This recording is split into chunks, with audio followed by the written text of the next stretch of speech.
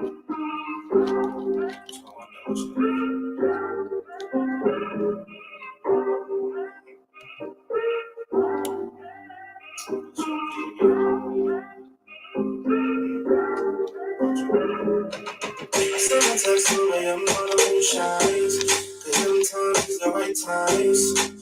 need to sleep. I want you in my sheets. Come through, cause I'm downtown. She replied, LOL. Fucking. You know you want something. The one I want was a sense in front. So when you fall, little baby. What's going on, family? What's going on, family?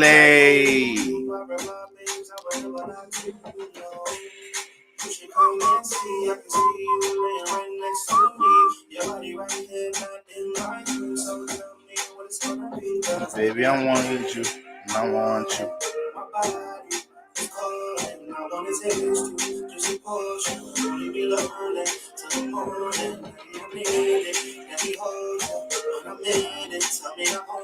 We could go on and on and on.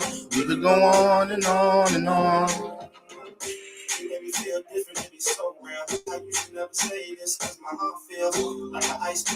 Happy Mars Day, happy Mars Day, everybody.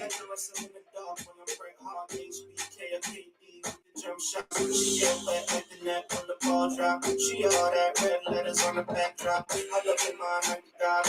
right.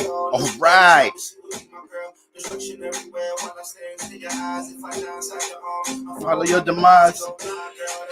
Time them on. Ride them on. Ride along. Baby, I need you and I want you.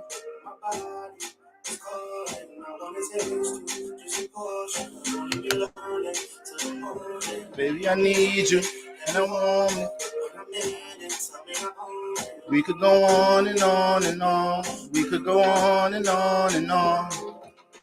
Blood clot, more fire, DJ, run it back. What's going on, family? What's going on, family? All praise to the King Selassie I. What's going on, family? Happy Mars Day, y'all. Happy Mars Day, y'all. All right. Hope everybody's having a fruitful, prosperous start to the week and start to the day. All right, family. So y'all see the title, man. I want to get into a brief energy update. Let's understand what moon activity we dealing with right now. All right. Then y'all see the title, how we can utilize our sun and moon placement, right, to spiritually develop. There's multiple placements in the chart that indicate where our karma is at, karmic debts, certain lessons this lifetime to learn, certain friction we have with other energies, right? So when it comes into our sun and moon alone, this placement, our sun and moon placement alone, guys, show us so much. All right, so I want to go through that, and I have some examples I want to run through. Right, I'm gonna use some celebrity examples to break these things down, so we can bring more clarity to these things. And for the most part, that's what we got going on. All right, that's what we got going on, family. So once again, I hope everybody's in a prosperous, fruitful, positive frequency vibration. X Super X, what's going on? Kaisha Vibe in the building, Mod Gang in the building, Darren Wells, time for a good laugh. We finna laugh. We finna laugh and learn. All right. Carly Chanel in the building. Y'all know I stay on Black people time. Y'all know I stay on Black people time, y'all. Jay Chalice, did I change my name? I don't see no name change here. It says Border Lucky Libra right there. All right. The one and only. KC. Yup, we about to get it in. Isaac Asir. What's going on, family? 4C Moisture in the building. Let me guess up what conditioning you use in 4C Moisture. You feel me? I'm growing my shit back out right now, so I'm finna take care of the scalp for real. All right. So whatever type of conditioners you use, I need all that. Put me on. You feel me? Motherfucker got fuck a 4C. A nigga got 5H. My shit different. My shit, a nigga got J7. Fuck a 4C, 4B. My shit on some other kinky shit. My shit looking a little smooth right now. My shit all low and wavy and shit right now. Wait till my shit start throwing out.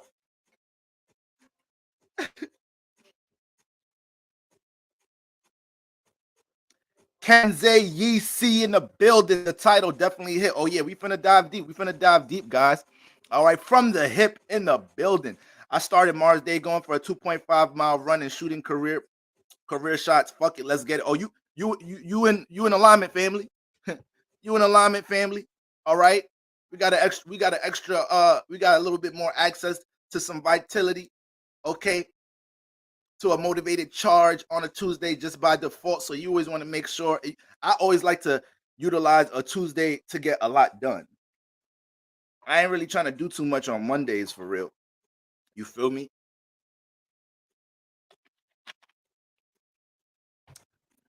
KC, bop, bop, bop, bop, big tune, Chan in the building. Me see you, dog.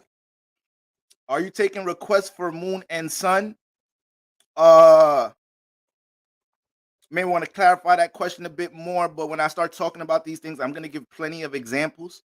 All right, I'm gonna run through you know, all the alignments that I have here with the sun and moon to bring clarity to these things so y'all could compare them in your chart. All right. Miss Lioness in the building, the Martian Empress in the building. Y'all make sure y'all tapping with the Martian Empress. All right. She's out there giving some divine tarot reads. All right. She out there pulling them cards. She's giving some astro advice. Y'all tap in with the Martian Empress. Stop playing. Aquarius in the building. We in the building. We in the building. All right. We's in the building. Angelina, what's going on, Angelina? Cancer, Sun, Libra, Moon. Oh, you all up into creative arts. Your heart is all up into creativity. It's all up in that's a real aesthetic like alignment there. So it's like, you know, you're really gonna thrive with things dealing with creativity, music, fashion, designing. You got that Venus and Moon combination there. All right. Yolanda, Libra, Sun, Taurus, Moon. Ooh, double dose of that Venus energy. A motherfucker get around you, start touching themselves. You a human e-pill. You a human ecstasy pill, Yolanda. Libra, Sun, Taurus, Moon. That's too much Venus for one person to have. You dangerous. You dangerous. They got to be careful fucking with you. A motherfucker get charmed like this. Motherfucker start paying bills. You ain't even give a motherfucker none yet. You ain't even give a motherfucker none yet. You like, what you need? How much your mortgage? Your phone bill good? You good? You got food in the house? Damn, all this Venus energy got a motherfucker acting like this? just late in Sag, Sun, Aries, Moon. Okay, y'all dropping all the sun sign, moon sign alignments in here. All right. You fiery, you intense, you passionate about your belief system. You will debate your motherfucking belief system to the death too. Ain't nobody finna attack with your beliefs. You know, it ain't even spiritual beliefs. If you got a belief or something you want to do in correlation to a personal aspiration, a personal goal, let somebody say some negative shit about your shit. That shit fire your ass up. You finna go to war for your shit. Aquarius, yes, I'm feeling that. Just finished working on creating content myself. That's what I'm talking about. Tracism, ism, bism, lism in the building. All right, guys. All right, guys. Sag, Sun, Tracism, damn. Sagittarius, Sun, Aquarius, Moon, Cap, Rising. Your detached button, you be ready to push that motherfucker. You be on the first date, like you be on the first date, like let this motherfucker say something stupid. Let this motherfucker say something stupid. Because that Sagittarius Sun is always going to see other opportunities to entertain. You know, Sagittarius energy is very similar to strong Venus energy. Venus placements can see the good in everything. Strong Neptune placements can see the good, the beauty, and the positivity in everything. You feel me? So Sagittarius Sun, you dating Sagittarius Suns, but you got all that Saturn energy behind that.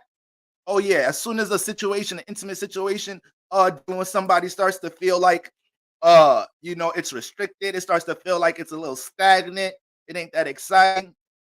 Push delete, push detach.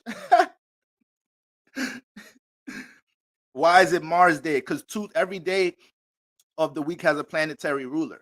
So Monday would be ruled by the moon, Tuesday ruled by Mars, Wednesday ruled by Mercury, Thursday ruled by Jupiter, Friday ruled by Venus Day, Saturn Day, the Holy Sabbath, ruled by Saturn, and then Sunday, we know what planet rules that day.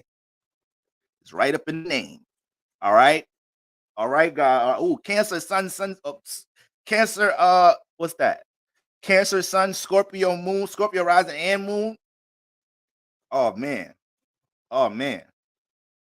That's too much intuition for one person right there. All them healing properties you got over there. Everybody you attract needs some healing. Motherfuckers begin next to you just because they feel healed, just because they feel emotionally, mentally stable around your ass. Ulysses, Capricorn, Sun, Aquarius, Moon. Oh yeah. Big detachment energy, big building energy right there.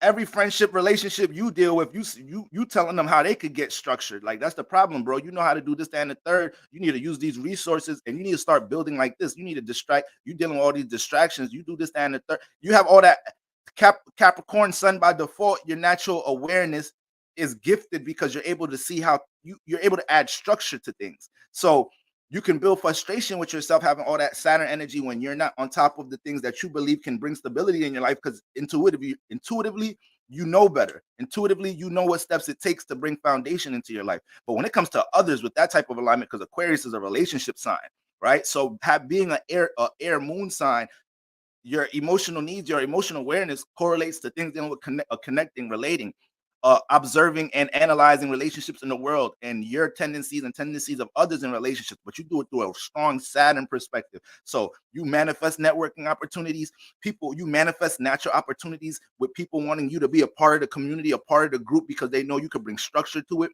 You attract your friends, family, siblings, your partner coming to you because they know that it don't even have to be some shit that you know about.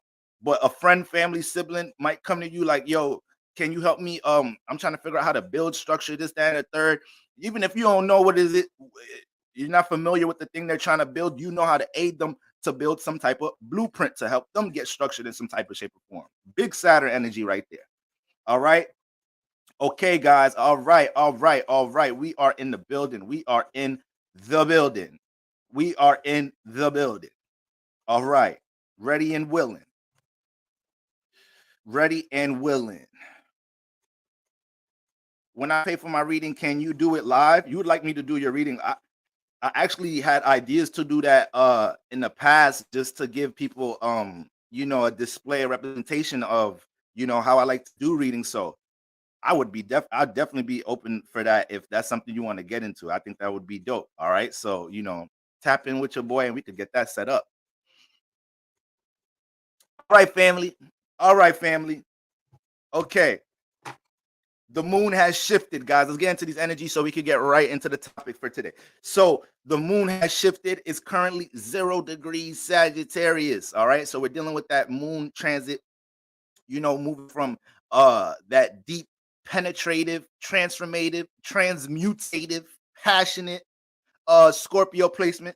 So we already knew we were going to start the week having to deal with some shadow work, having to deal with the subconscious, but more so correlated to Capricorn Sun energies, aka analyzing the certain transformations we've went through, certain traumas or insecurities we've developed through different projects and things that we've tried to build in the past, whether it's a brand, a business, how we navigated our career path. So this energy has helped us to start the week understanding like, yo, them transformations I experienced dealing with the career, navigating career path, or the up and downs I go through with this current project I'm trying to build, this and the third. I have to embrace it. There's no way I'm thinking I'm gonna build this and not go through transformation. So like I told y'all, this energy was helping us to be open towards dealing with things with transformation on the process to building something, right? And also being able to help us release any negative energy that we may have when it comes into projects and things that we're building. All right. On top of motivating us to utilize more discipline in our life, more organization, more time management. Certain moon transits during the Capricorn season, it may have been a little harder to align with that, especially like when the moon was like in fire or something, right? Because fire is unstable. So one point we may have, when the moon was in Leo, Aries, the moon is in Sagittarius now. So We want to react to being dealing with more free spirited, creative, expressive type energies. Wanting to do things on the impulse, but that doesn't really doing things on the impulse without a plan, without some form of organization. That doesn't really align with Sun and Capricorn energy. Even though those type of alignments help us to take the vision, the awareness, the creativity, and give it a blueprint, give it a container, give it a foundation. All right, but um when it comes into the moon in Sagittarius, we know anytime the moon in Sagittarius, we are in a space where we're developing new morals, new ethics, all right, new beliefs about things. So right now, new morals and ethics are being developed about building and stability, all right, having faith in what you're building and detachment. So not just being able to look at the things that you're building and structuring in your life for more of a positive perspective, but also be feeling optimistic about the potential you can reach by utilizing detachment, right? Detaching from distractions, detaching from things that are not purposeful in your life, detaching from negative habits, all the things that take away time and energy from what you are really trying to stabilize, how you deal with priorities and responsibility. These are all the things we're going to be developing new enlightenment with around this time, leading into Aquarius season. All right. Last transit, last moon. Well, we got the moon in Capricorn transit. All right. But the last couple of transits before we head into this new moon peak in the weekend. All right, guys. So, and this brings a new faith towards structuring our reality, right? So, regardless of what type of issues, what type of turbulence you may be dealing with, whether it's certain debts, financial issues, guys, life be motherfucking life, and I get it, y'all. We all here trying to get stable in some type of shape or form, and we ain't just talking about financially stable. We're trying to get emotionally stable, spiritually stable, mentally stable out this motherfucker. All right. So, with all that being said, you guys want to cling on to this optimism, this positive approach towards how things could shift in our life by being able to utilize more discipline. Once again, by being able to look at what we building and see it in a more optimistic energy. All right, especially when it comes to, once again, the things that you know us going through different shifts, dealing with different self-esteem issues, once again, different insecurities. Or am I capable of building this business? Am I capable of manifesting the type of stability that I dream about? Am I really going to be able to clear this debt, work on my credit to get this house? Am I going to be able? These are the things that on a daily we may have ups and downs about, but around this time, having the moon in Sagittarius, we're able to look at these things from a more expanded perspective, guys. All right. So when you catch that optimistic vibe throughout this transit of how you can shift your reality, that's what this alignment is all about. All right. Now, we also have the moon and the sun currently making contact with Pluto. All right. So the word of the week has been transformation for the past couple of weeks. This month. All right. So with the moon sextiling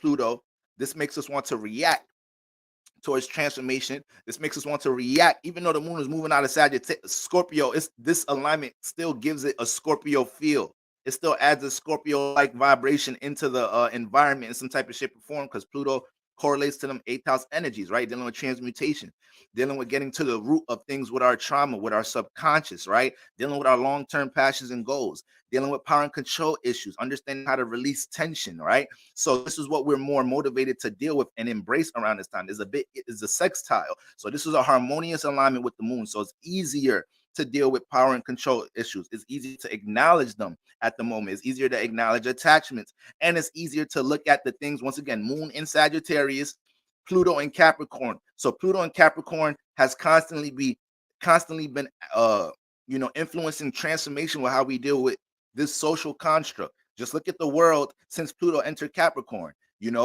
This is the generation that dealt with the pandemic. This is the generation that dealt with the plan. That's gonna be something. This Pluto in Capricorn transit that we're dealing with right now. That's what this transit is really gonna be the most popular in years to come. We're gonna be looking back at this transit like, yeah, remember that motherfucking Pluto in Capricorn? That's when we dealt with the pandemic. That's when all type of things in society was changing and transforming. Okay. But like I said, because it's a harmonious alignment, we get to look at this transformation from more of a positive perspective, and we get to extract the wisdom, knowledge, experience, insight, aka Sagittarius, from any form of transformation we may have been dealing with in the past couple of years that may have been built up, from Pluto dealing with in Capricorn. All right. The moon is in Sagittarius, so mutable signs. My beloved mutable signs: Pisces, Gemini, all right, Virgo. The heat is on ya. So you have to be a little bit more adaptable towards learning from others. You have to be a little bit more adaptable in being able to be coached around this time, being able to be taught, being able to look at beliefs you have now from a different perspective. See if you can expand on your beliefs in some type of shape or form around this time. All right. So keep that in mind right now. Keep that in mind, mutable signs. And then my fire signs. You guys is moving with the power right now. Shout out to my fire placements. Shout out to my Aries sun moon risings, Sagittarius sun moon risings, Leo sun moon risings. All right. Being able to be an example and be seen for the things that we're working on. You guys are the example for that right now. So if you're one of these dominant fire placements and it's something that you're dealing with on a creative level, whether it's dealing with expression within your relationships, whether it's dealing with something that you're trying to brand, whether it's dealing with something that you want to be seen for, you guys are manifesting, natural energies to jump into this and be the example for the rest of us to wear our identity with anything that we're building. Okay. So moon sextile Pluto and the sun is conjunct Pluto because the sun is at the end stages of Capricorn, right? Uh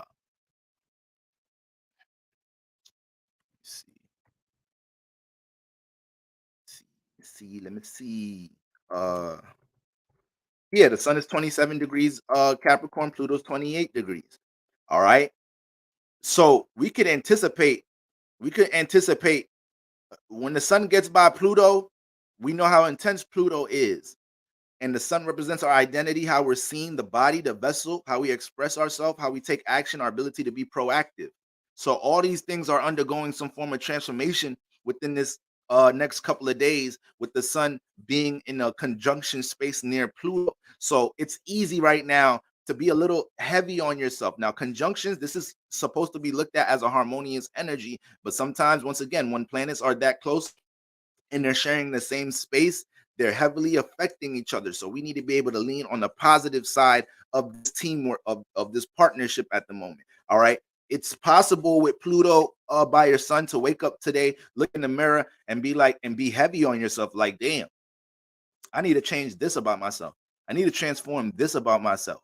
Like, I'm taking too long to initiate transformation, this, that, and the third. I need to find ways to uplift any burdens on me in some type of shape or form. I need to find out what type of action I need to take to initiate transformation. So it's okay to have these influences, but you just don't want to be pessimistic about these things. If you could acknowledge what is it that you need to deal with transformation, if you could acknowledge what type of emotional burden you may keep about something, then that starts the process in you being able to take action and be proactive about healing and uplifting these things. All right, family. Then we got uh and I had labeled that moon sextile the sun and sun conjunct Pluto, motivated to transform, transmute, and uplift burdens, right? Just like how I just explained it. Now we also have the moon in Sag opposing Mars in Gemini. All right, developing new beliefs through relationship transformations. So we just came out of a weekend that dealt with a lot of relationship transformation, a lot of shifts taking place with our relationships, a lot of situations where universe held us accountable to acknowledge any insecurities or heavy energies developed through relationship transformations. All right, us having to understand why this relationship transformed. Was it me? Was it them? Was it the fact that I was in an expired situation? All different type of influences revolving around relationship changes. So now that we have moon opposing Mars in Gemini, all right, and we know Mars is getting back fueled up. Mars is getting back in motion right now. Mars ain't fucking around right now. Mars is like, y'all niggas have me locked. I'm locked up and won't let me out. Oh, yeah. Don't play with me. Y'all heard that much. Oh, niggas can't hit that like that. Niggas can't hit that note like that. I'm different. It won't let me out. Oh, Akon should have just put me in the song just to hit that motherfucker right there. It won't let me out. Bora, hit it. Oh, you got that was good. That was good, Akon. That was good. Yeah, that was good, Bora. All right, bet. Let me get on the next track. We got on another track. Akon. Shout out to my African brethren. All right. But yes, with all this relationship transformation energy, the shifts dealing with the relationship shifts that we've been experiencing in the past couple of weeks, preferably starting last weekend, is important to understand with this type of alignment. Remember, everything that is hitting Moon and Sagittarius energy right now is all about us being able to extract some knowledge out of it. All is all about us having to react to things in a more expanded perspective, right? So with the Moon opposing Mars and Gemini, all the relationship transformations and shifts we dealt with Mars being retrograde. If you guys didn't catch my live stream last week talking about Mars going back direct, you want to catch that live stream so you understand what type of pace you're moving with now or being influenced to move with in the house you have Gemini in. But with all that being said, this helps us to actually develop some insight from these transformations right now.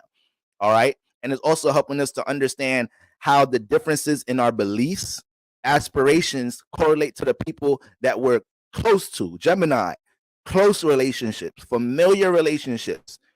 How is your belief system aspirations different from these individuals? And your ability to acknowledge that helps you to understand how to moderate these relationships in some type of shape or form. It sounded like a leader. Can't no one stop playing. That's big Venus energy. You know, strong Venus placements, they're gonna be able to hit a high note or two. Yeah. So stop. I'm about to. Whatever. I'm in the wrong profession. I'm in the wrong profession. I might retire from astrology this year. I got to get in the studio. Male R&B is dead because we ain't got shit to sing about right now. We ain't really got shit to sing about. As women is just y'all's going crazy.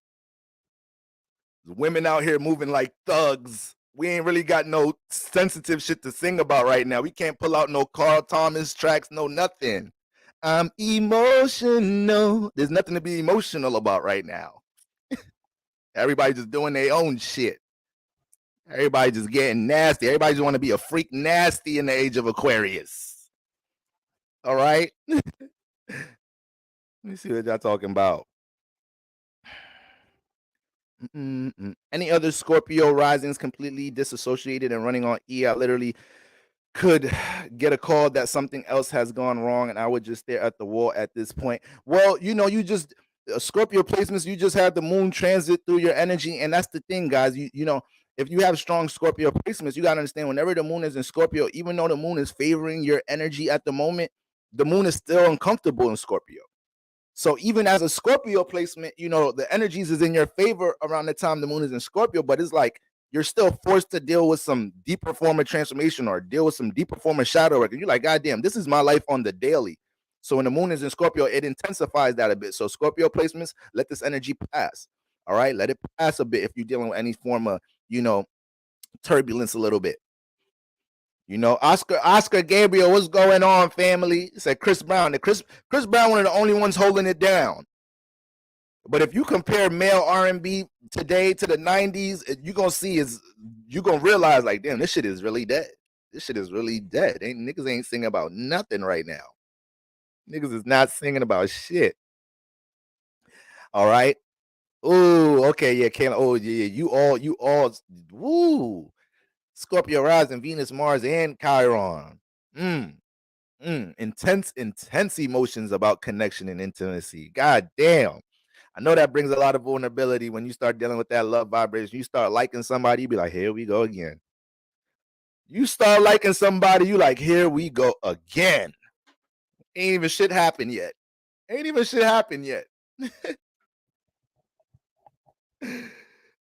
Oh, man. So much Scorpio energies make you want to look behind the scenes, read between the lines all the time. You could be dating Jesus. You could be dating Moses in the flesh. You're going to be like, Moses, get your ass over here. You was with some hoes today with the staff. I see how them hoes be looking at you when you part in the sea. What you was doing today? Where you was at, Moses? Nigga was like, well, I was just out here healing motherfuckers and shit. What's wrong with your ass, Scorpio woman? You in a whole relationship with Jesus of Nazareth. Pressing that nigga. It's like, motherfucker, I ain't got no time to cheat on your ass. I'm out here doubling fish and bread for niggas, multiplying food. I'm walking with the homeless. I ain't gonna lie. The other day I was about to do a little something with Mary Magdalene, a little hoe ass, but I ain't had no protection. You know, Mary fast. I ain't gonna lie. I was about to slip up and fuck with her ass, but I ain't had no protection.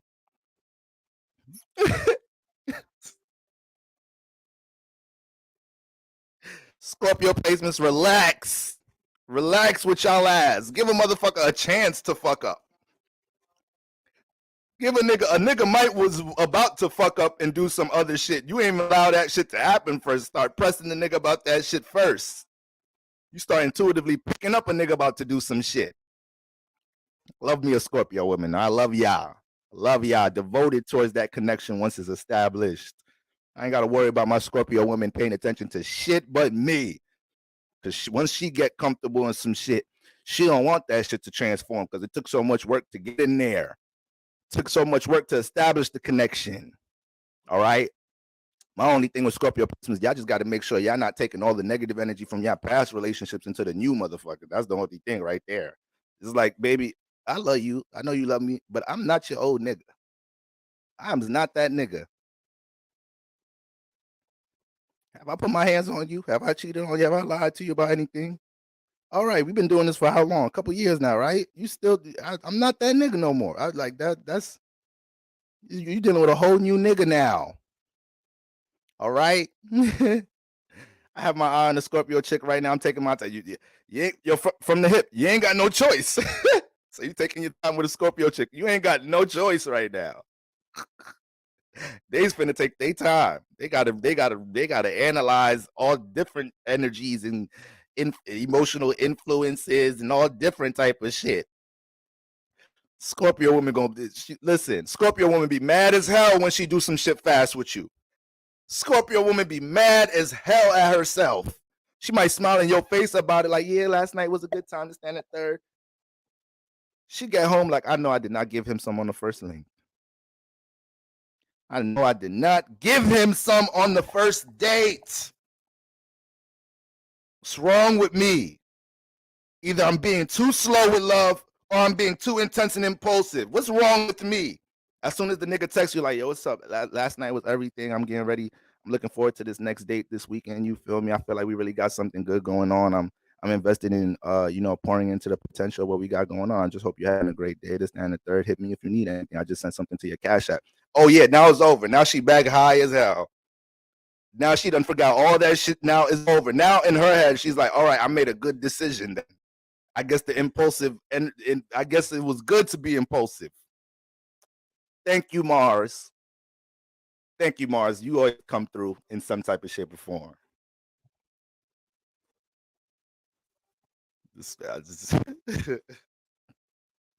Scorpio woman beat themselves up for that shit. Is this nigga still? Is he gonna think he thinks I'm a hoe? I'm just a sexual person. I couldn't help is the way they was looking at me.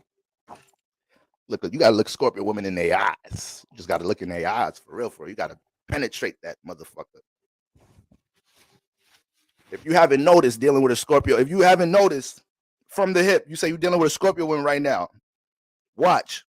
Next time you link her and y'all talking, look how she look at you when you talking. I don't know if you picked up on that yet. They look at your ass dead in your motherfucking pupils. Is all that Mars Pluto energy is very penetrative. Aries woman can do this shit too. It's intense. Some people can't hold that type of some people can't hold that.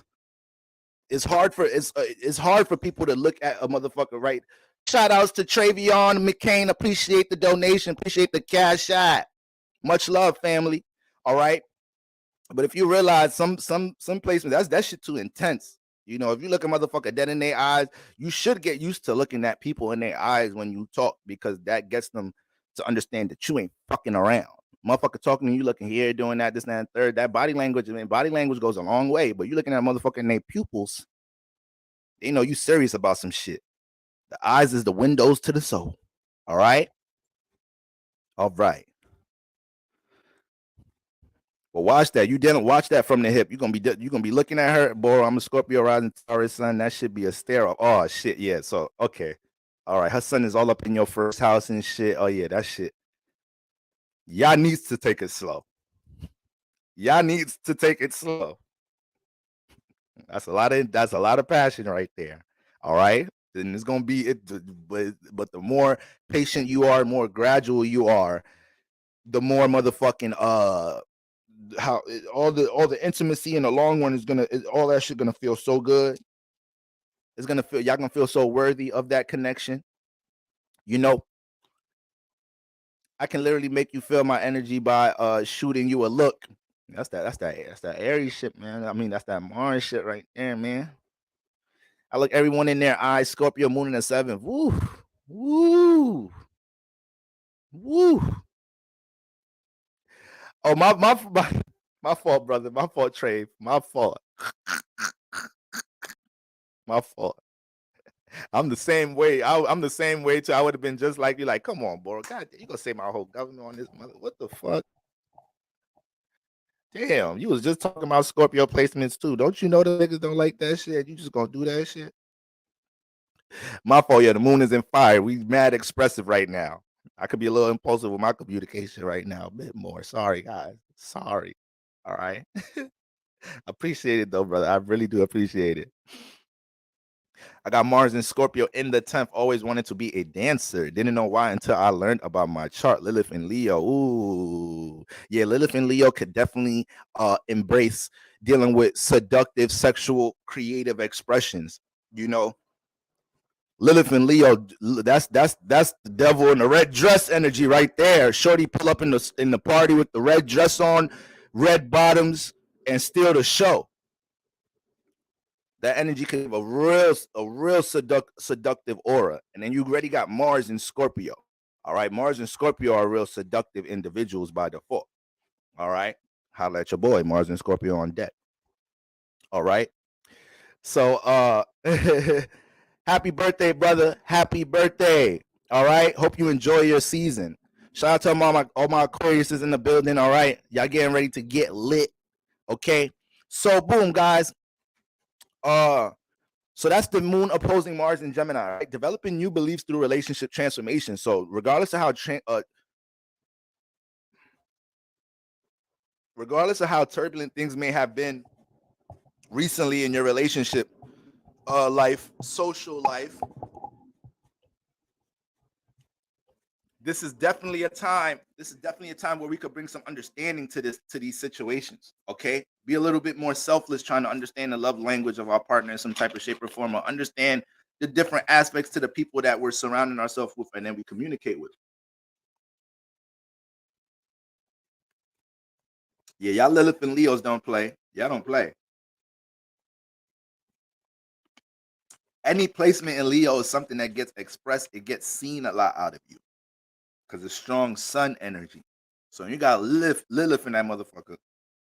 Even when y'all's theatrical as hell when y'all having sex too. Theatrical as hell.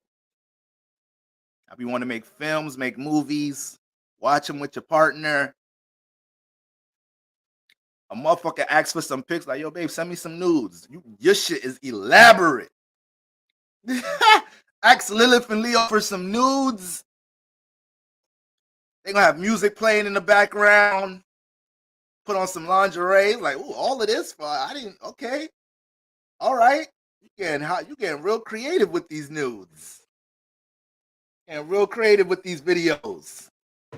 Shit, a nigga, I was good with a little booty pic. I was good with a little.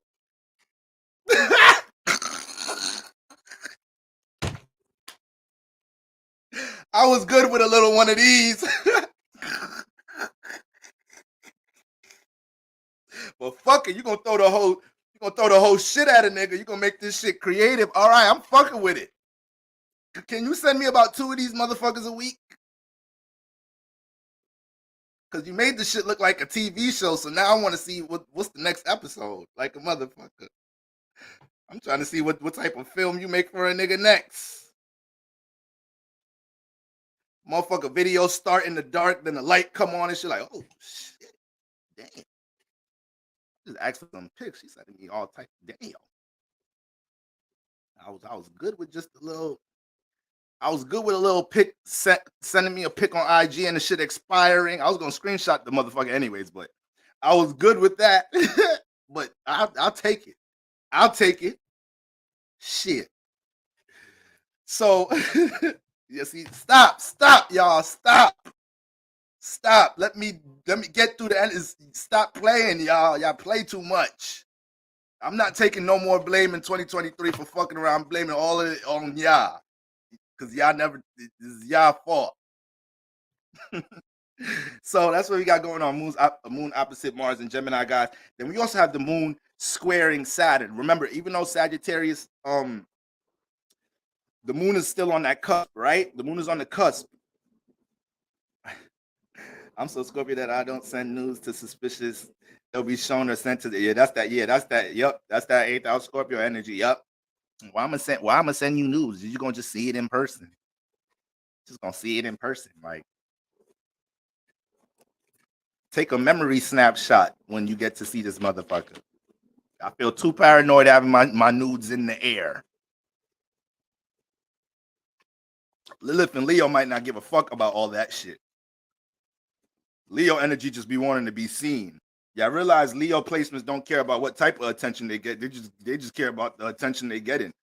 Y'all see when Soulja Boy was going viral a whole bunch of times a couple of years ago, that nigga didn't give a fuck. He was looking crazy with a stretched out,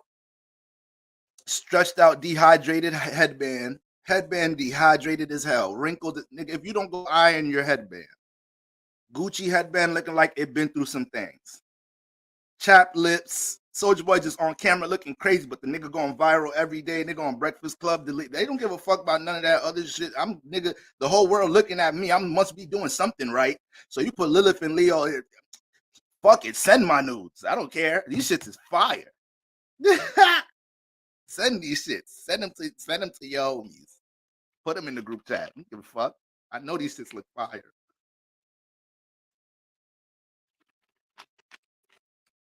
Now, dead ass, headband needed water like a motherfucker. All right. So, all right, yeah. Now it's you Tracism, you might have not, you ain't never missed no calling. Everything works in its divine timing, you feel me? But you know to tap in with me whenever you ready. All right, luminous eyes in the building. Luminous eyes in the building. Luminous eyes in the building. You feel me? Jay Boogie said that's not true. I'm a Leo sun, moon, and Venus. Not all attention is good attention. True. There are some Leo placements that you still may deal with some vulnerability with attention, but there may be some placements to look at. What's squaring or opposing your Leo sun moon? Do you have placements? Do you have planets in other fixed signs? Do you have planets in Scorpio, in Taurus, in Aquarius? Where's your Chiron at? Is your Chiron in a fire house or a fire sign? These are all things that will still make a Leo. Them squares are opposites, or a simple Chiron in fire, simple Chiron, in a firehouse, that'll still make you a little bit insecure dealing with expression, dealing with attention in some type of shape or form. So we have to look at the totality of things. And that's why, even at the same time, being a double Leo, you can't help but gain attention. So now you live your whole life at times trying to get secluded from attention. So you may not even feel, but I'm a Virgo rising. Okay, yeah, so okay, Virgo rising energies, that's one of the most introverted placements you can have, because you're already dealing with so much criticism in the first house. So when you are Leo sun, all your actions, your sun and your moon is always gaining attention for something. You're always manifesting being center stage, but your personality is like always getting critiqued at the same time. So sometimes it feels like you can't be on the stage without being heavily critiqued. You can't express yourself creatively or just simply self express yourself without getting critiqued in some type of shape or form. So it brings that vulnerability dealing with the natural energies you manifest, right? Uh so that's what we got going on with that, y'all. So Moon square Saturn, all right. We got the moon on that Scorpio Sagittarius cusp at the moment. It won't be out that cusp until later tonight. And it's squaring Saturn in Aquarius at the moment, guys. All right. So whenever we have the moon squaring or opposing Saturn, this is the energy. Well, coming out of Sagittarius, I call it developing new morals about discipline. Right now, it's easier for y'all to look at being more disciplined in a positive energy. Right now, it's easier for y'all to look at being disciplined, working on something, structuring something as a privilege, not as a burden, a responsibility that's coming off as a burden. You feel positive, optimistic about building something. You feel positive and optimistic about detaching from something, right? About dealing with discipline. You have faith in what discipline can usher into your life. All right. So that's important to understand with these vibes right now. All right. Whenever we got the Saturn hitting the moon though in a square, this can bring a lot of frustration when we don't have no order or structure for the day. Understand that, guys. All right. So any priorities, responsibilities we got to take care of today, let's take care of that. So we don't got to deal with no more extra stress, no more extra the moon on our ass about some shit a little bit more, dealing with some unnecessary frustration. Don't let nothing get in the way of that energy. All right. And then it's also Sagittarius energy. Sagittarius is a sign that can deal with a lot of instability or instability, whichever the fuck one it is, because they're always attracting different episodes, experiences in their life. Life could be real miscellaneous and random for strong Sagittarius placements. So right now, it's so easy for you to kind of, with the moon square Saturn, it's easy for us to kind of neglect responsibilities because there's something else that seems like a thrill, entertaining, something that we wanted to explore, but this is not the time to explore our experience because we know we got to put our time into this and then we could do that later. So don't let no distractions get in the way of things that you know you need to work on, put time into right now. All right, family. Emily Book Babe, what's going on? Another Libra. Shout out to all my Libras in the building. Shout out to all my Libras in the building. All right. So, and then lastly, everybody, let's get a round of applause. Today's the last day of Mercury retrograde. Bitch ass retrograde. Had my internet all fucked, had my Wi-Fi fucked up. Motherfuckers on FaceTime freezing like, yo, you good? You still there? You still there? Yeah, like I was saying. So, anyways, last night, yo, you can hear me? Yo, motherfucking retrograde. Goddamn. YouTube videos taking 6 hours to upload. You saying some shit to a motherfucker, they just misunderstanding everything out the mother. It's like, that's not what I meant when I said that. It's like, okay, but this is what you said, this, that, and the third. It's like, all right, you know what? Let's try this again with Mercury go direct like a motherfucker. I've been trying to have this conversation with you all retrograde. This shit, we ain't getting nowhere. All right.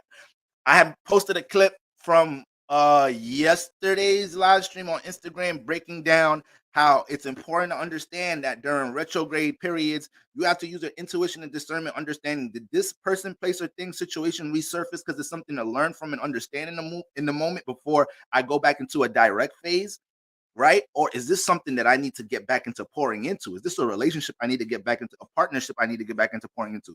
Is this a opportunity to, revisit a business or brand or any type of aspiration I was building in the past, and for some reason I let up on it? So this is up to you to make this decision to understand these things, guys. And intuition ain't gonna be wishy-washy with it. You're gonna feel what it is. Like I said, if a toxic ex comes back, you feel me, comes back into your life, talking this and the third, that ain't no opportunity to motherfucking get back in no bullshit. You know how long you know how hard you work to get out the motherfucker. So just get whatever understanding you and this person need, so you ain't dealing with no soul tie energy. So you guys ain't blocking each other's spiritual paths.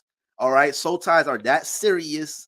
So yeah, soul ties ain't just about blocking relationship opportunity. No, soul ties be blocking your spiritual journey.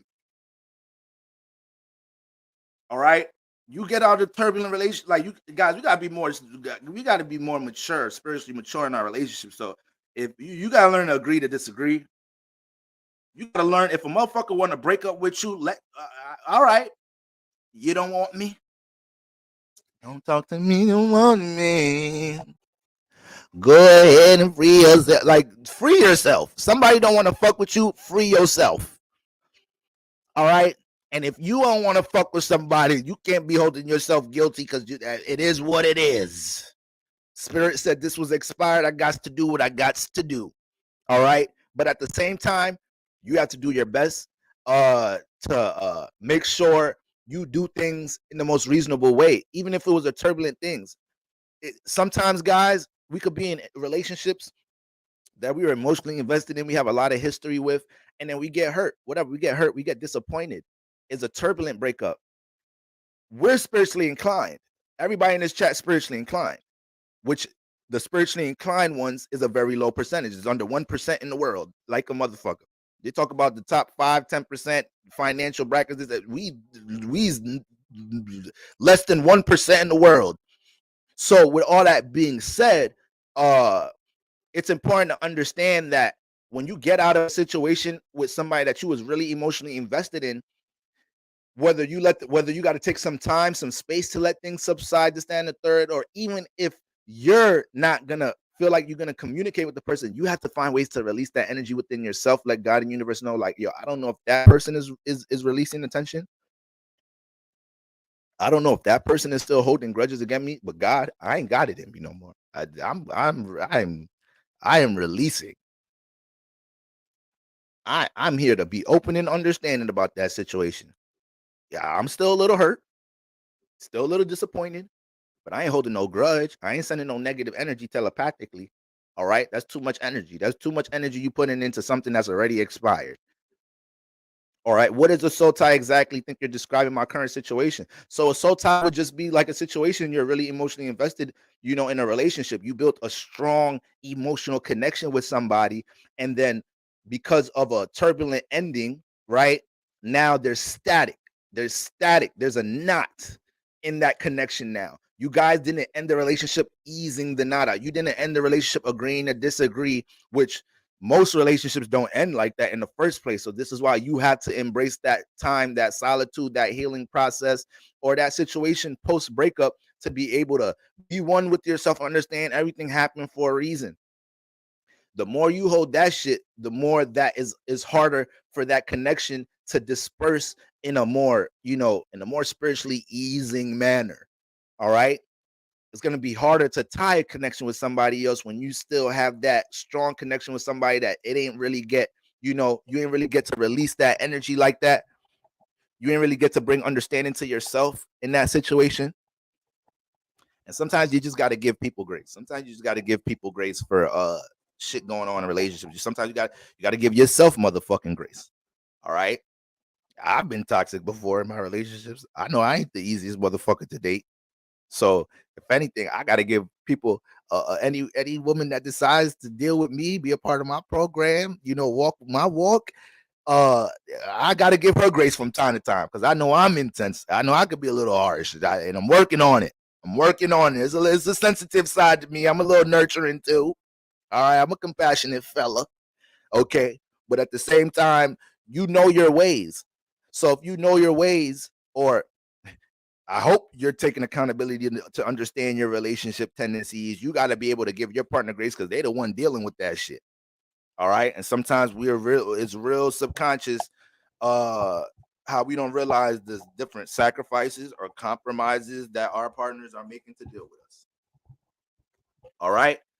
So last day of Mercury retrograde. Tomorrow we're gonna get into that Mercury direct live stream. All right. Do you believe in rituals to sever soul ties, or do you believe time heals?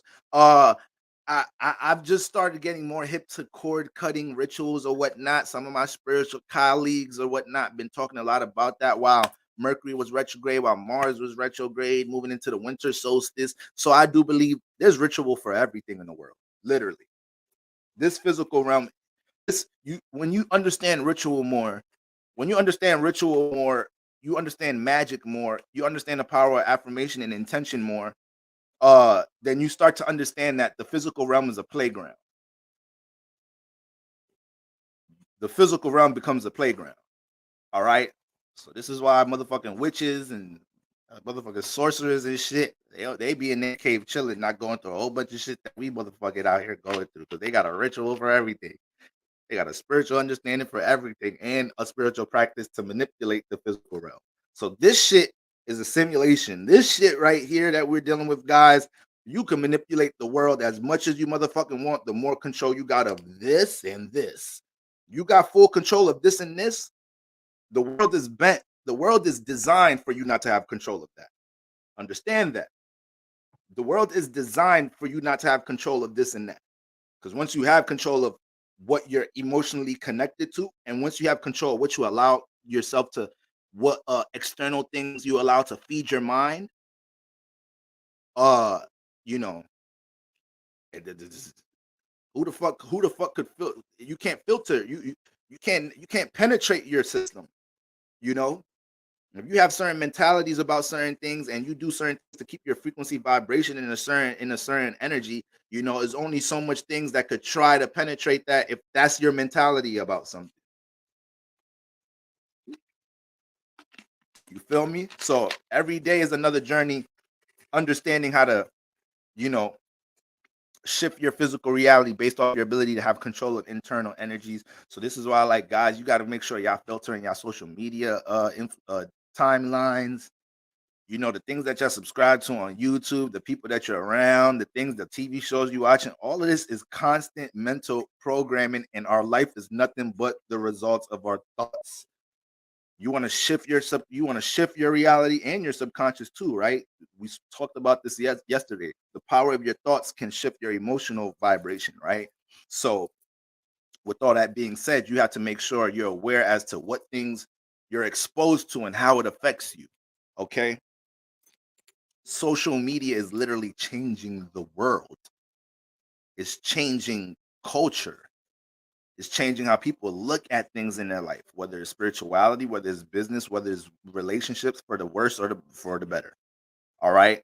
So we're not going to play with the age of Aquarius and downplay how much of a significance things that we're exposed to in the external realm affect what's going on in our personal life. All right. So, guys, getting into today's presentation, utilizing your sun and moon placement to spiritually develop, guys. So, uh, yesterday, yesterday I just had a random download, right? And I just started thinking to myself, what things do I do to make me feel like I'm spiritually aligned? What behavior, actions do I, when I'm invested in these things or I'm active doing these things, make me feel like I'm doing what I'm supposed to be doing, walking the path I'm supposed to be walking spiritually, right? And I started thinking, whenever I'm, you know, very studious about my spirituality, whenever I'm, you know, consistent with my spiritual practices, whenever I'm allowing myself to learn from my past mistakes and experiences, whenever I hold myself accountability for things about myself in the past, whenever I feel like I'm acknowledging my repeated cycles, these are all things that make me feel like, okay, I'm in alignment. I'm in alignment. I got to be on path if I'm thinking and feeling this way. So, you know, I personally have in my chart, I have my sun and moon square each other. I have moon square Jupiter. And I started to think like, damn, you know, with a placement like moon square Jupiter, there's going to be some knowledge and wisdom that you have about something. There's going to be some experience that you're gaining in a certain area of your life. But because of what your moon is invested in, what makes your moon comfortable, you know, you don't be extracting that knowledge and wisdom, and you could manifest a lot of repeated cycles in your life. You know, you can manifest a lot of, damn, I knew better. Now, I'm gonna just use myself for example. Like I said, so I got my sun and Jupiter conjunct. They're together. So my moon is squaring both of them at the same time. All right. So my sun sees Jupiter energy all day. My sun sees spirituality all day. I express myself in a spiritual, philosophical way. I naturally have a optimistic, giddy type of personality by default with my sun. Anything dealing with spirituality intrigues me. It's something that is going to excite my sun, right? Any type of new experience. But my moon is in Cap. My moon be dealing with stability. My moon is invested in things going on with priorities, responsibilities, get into the bag, the physical realm, making sure things are structured, making sure my family is good, mom Dukes is good, you know, making sure I'm managing my bread right, this, that, and the third. Sometimes my moon could give a fuck about spirituality, but I realize when I force myself to react to things that I feel like helps me to spiritually expand is one thing with my moon being invested, building things, dealing with stability. Ain't nothing wrong with that. I needs to do that. But when it comes into reacting to the consciousness, sun that I have dealing with certain forms of spirituality, knowledge, and wisdom, this is something that I be having to be on top of myself about. All right. So I just started to think like, damn, your sun and moon aspects alone push you right into your spiritual path by default. And specifically speaking, squares and oppositions, guys. Squares and oppositions. We need to know the squares and oppositions to our sun and our moon. So, on one aspect, our sun, right? Our sun, our luminaries. The sun represents your consciousness, your awareness, what you can see, your ability to see. Okay. This is why if you having a clash with somebody about something, a partner, friend, sibling, this, that, and the third, and in your head you're like, yeah, I really don't get how they don't see what the fuck I'm trying to say. Their sun is dealing with a whole nother awareness. You guys have a whole different awareness. Yes, physically, in the physical eye, to the surface level, we looking at the same shit. I'm looking at you, you looking at me. But spiritually speaking, we have a whole different awareness about how we see things. So anything that the sun is squaring or opposing, you have to understand how significant it is, because this is basically a contract you signed for that energy to become a part of your self identity, for that energy to be something that you expand your consciousness and awareness about. It's going to be an energy that your life is constantly on the daily pushing you to take action on and pay attention to it. We jump into these bodies in this physical experience in order to spiritually expand. That's it. That's what life is about. That's what life is all about. This is why, you know, it's so funny how we could get caught up in this one experience that we're in when we done lived a quadrillion of experiences. And it's so funny when we look at our life, when you start to really tap in and understand that you've been doing this, you've been jumping into different vessels, different bodies, different realms. That really should help you look at certain circumstances you're dealing with today. Like, yo, I'm not about to let this. I done dealt and seen everything. I mean, I remember it all the time, but I done dealt with everything. I done seen everything. So how can I let this one issue in this physical experience, something that I might not even think about that much once I'm 60 years old, 55 years old or some shit. That's the funny thing. That's the funniest thing too. We be in relationships and shit, getting our heart broke and all different type of shit. You might not even be thinking about some of these people by the time you get to your second Saturn return. You might not even be thinking about these people anymore. All right. So sometimes we have a way of uh extremely expanding on a current situation and thinking this is going to be the end all and be all in our life. All right. So anything squaring or opposing that sun, you need to write it down, and you need to understand the houses is coming from. So you understand what area that you need to be more proactive in, right? So that's extremely important off the rip, you know. Eventually with the sun, if you got squares to your sun or your moon, eventually universe wants you to be an example of being seen for this energy. So this is why you're always being pushed to take action, because you need to develop that experience. You need to develop all the energies that help you to be able to, wear that personality, wear that new attribute, wear that experience with how you express yourself and how you're seen in some type of shape or form. Then the moon. The moon. The moon is, I don't want to say it's more important than the sun squares, this and the third, but you have to understand the moon correlates to our frequency vibration.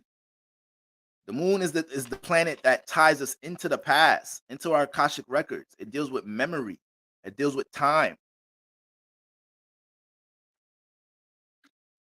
Everything that you look at in your natal chart is by design. Ain't nobody picked this for you. Your frequency vibration picked it for you. So The gifts that you manifest, the powers and gifts that you manifest in the next lifetime have everything to do with how much you're learning right now. The gifts that you have right now, aka the sextiles, trines, conjunctions in your chart, planets that are exalted, planets in their home sign, in their home house, you manifested this from the previous lifetime. So it's important understanding your gifts and powers today because you worked for that shit. You worked for that shit. You got the moon sextile trining Venus, conjunct Venus. You did the work in the previous lifetime dealing with your self-esteem after heartbreak. You did the work in the previous lifetime, understanding how to develop your value and be more wiser with how you emotionally connect to things that make you feel good. Relationship matters. So now you have this inclination in this lifetime. Now you the one telling your friends, don't know why you still in that relationship. Shit been expired. They've been playing you. You're blind. This is why you may have a low tolerance being in situations, environments, workplaces, relationships, social groups, communities that don't appreciate you, that don't correlate to what you value. But somebody with moon square Venus, moon opposite Venus, it may take them a while to realize, damn, I'm not appreciated in this relationship. Damn, I'm not valued in this company. Damn, my fucking family members don't even fucking value my ass. They don't appreciate the shit I do for them. It may take you some time to realize this. You got the moon square Venus or opposing Venus. On the other hand, somebody with the moon harmonizing with Venus, this is 1, 2, 3. If anything, they might be extra detached because they won't allow themselves to stay in situations where they're not valued, where they're not appreciated, where their energies are not reciprocated. All right. So the moon is deep. The moon is deep. The moon squares and oppositions, they're deep. They're very deep. All right.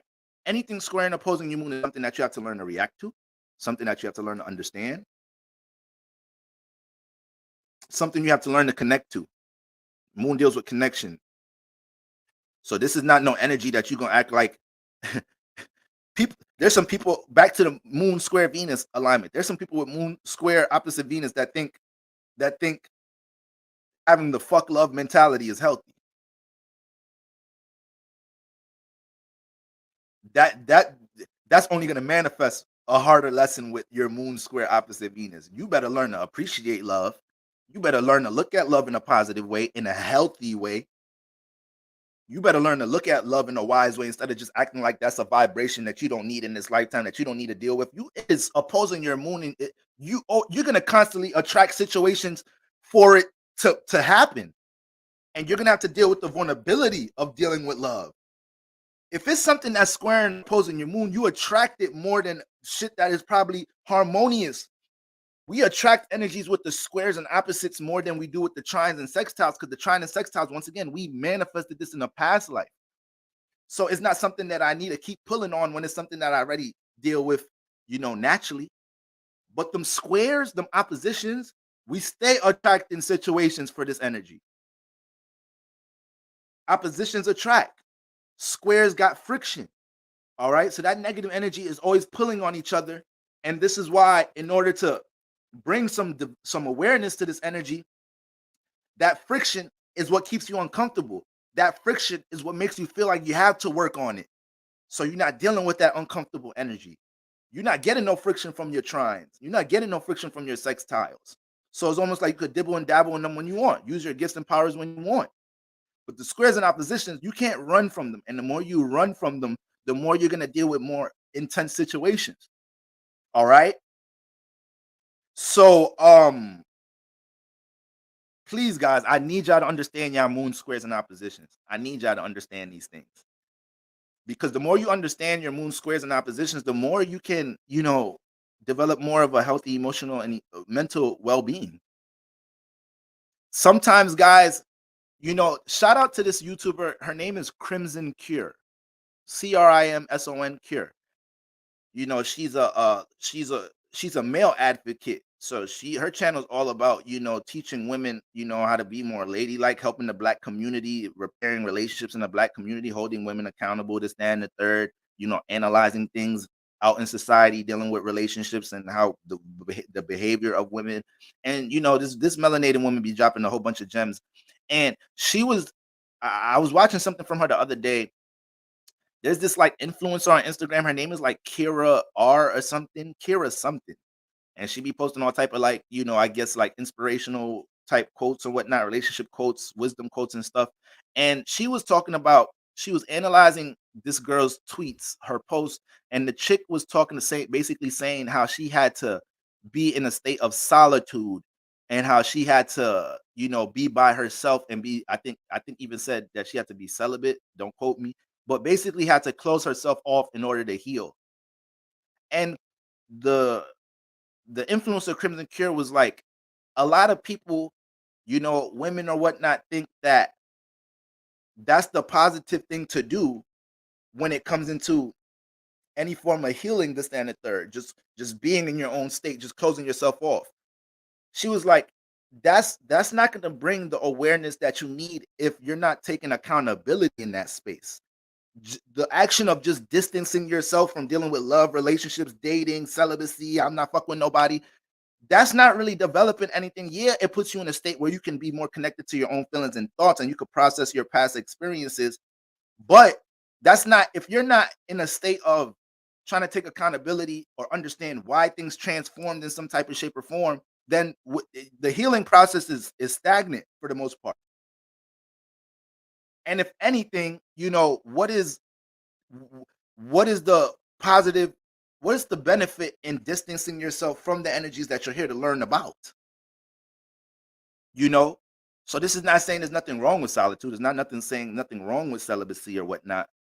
But if you're going to be in this state and not consistently analyze your actions, reactions, tendencies, your subconscious, your traumas, your insecurities within that relationship after it ended, then you're just staying in a stagnant space in solitude.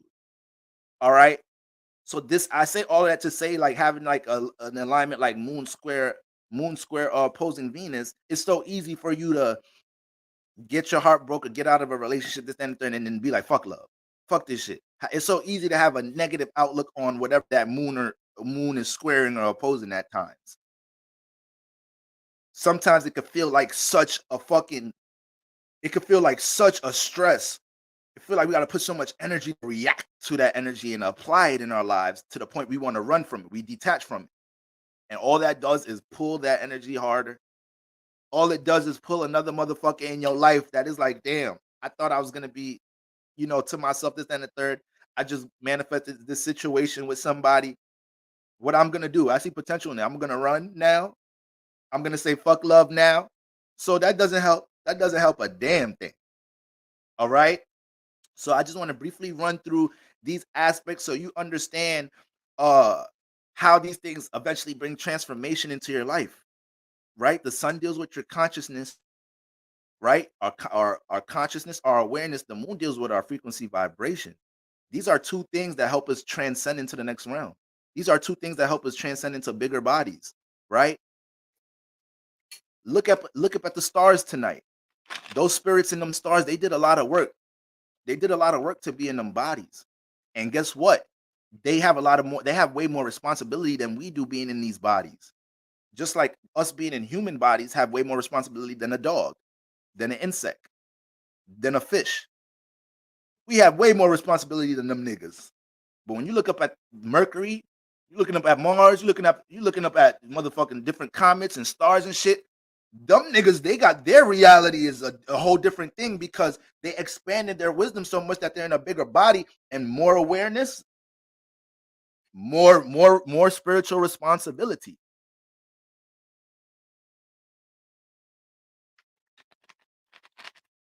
So we're in a state of understanding what to, initiate, what to connect to, right? In order to manifest this sense of spiritual development, in order to transcend. We don't want to stay in Earth forever, do we?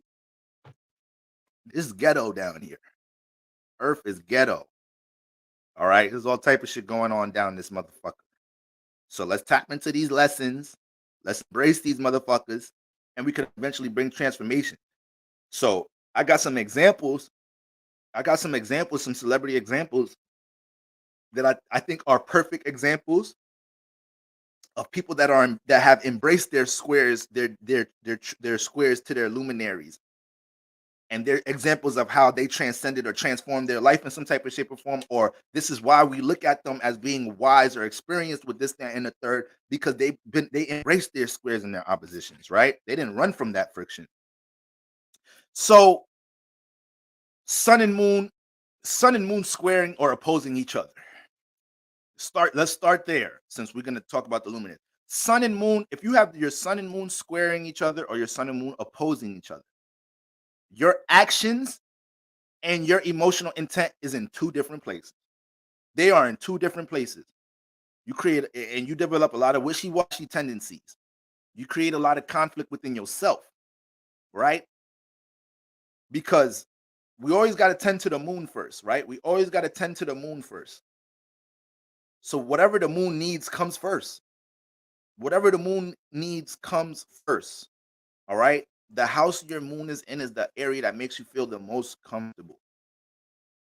And you be ready to kill a motherfucker when they try to take you out this house or when they're constantly taking you out of this house. Okay. So when it comes into and the sign that your moon is in, that element is what's going to make you feel the most comfortable. Moon and fire, dealing with some form of expression, creativity, or being able to react to your visions in some type of shape or form. That's what makes you feel fulfilled. The moon and water, being able to build healthy connections towards, things that you gravitate towards, whether it's a person, place, or thing, and being able to be in a state where you're connected to your own emotions. So this is why water moons, they don't like turbulent environments, because in itself, it makes it feel like, yo, being in this environment gonna make it hard for me to hear my own thoughts and feelings and emotions. I can't deal with that. You feel me?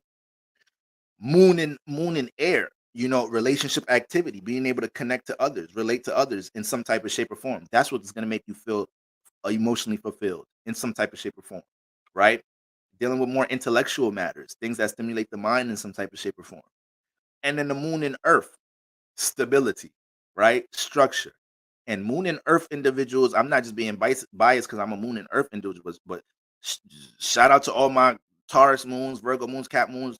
You gotta understand, is having the moon and earth, earth already, you on earth, you're on earth, so when you have your moon on earth, you have a more natural understanding of how this realm works.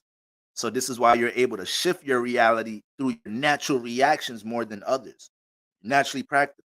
You're naturally invested in making sure you're employed. You're naturally invested in making sure you're building your brand, business, or some form of stability and gaining security by default. So this will could create a lot of opportunities in the physical realm, because you more so are you most likely deal with, you're more of a patient individual with the moon and earth and whatnot. You're willing to, place time into something for something to develop and build, you know so especially them Taurus moons. I stay getting on y'all Taurus moons. Y'all gotta understand y'all power. Y'all have to understand y'all power. All right. So if you have your sun squaring your moon, this is showing that, in the previous lifetimes or whatnot, there was a lot of things that you was emotionally invested in. There was a lot of things you had aspirations about, but your sun was not taking action on none of that shit. It was, you was not aligning that in no type of shape or form. Your awareness was over here, but your heart was over here.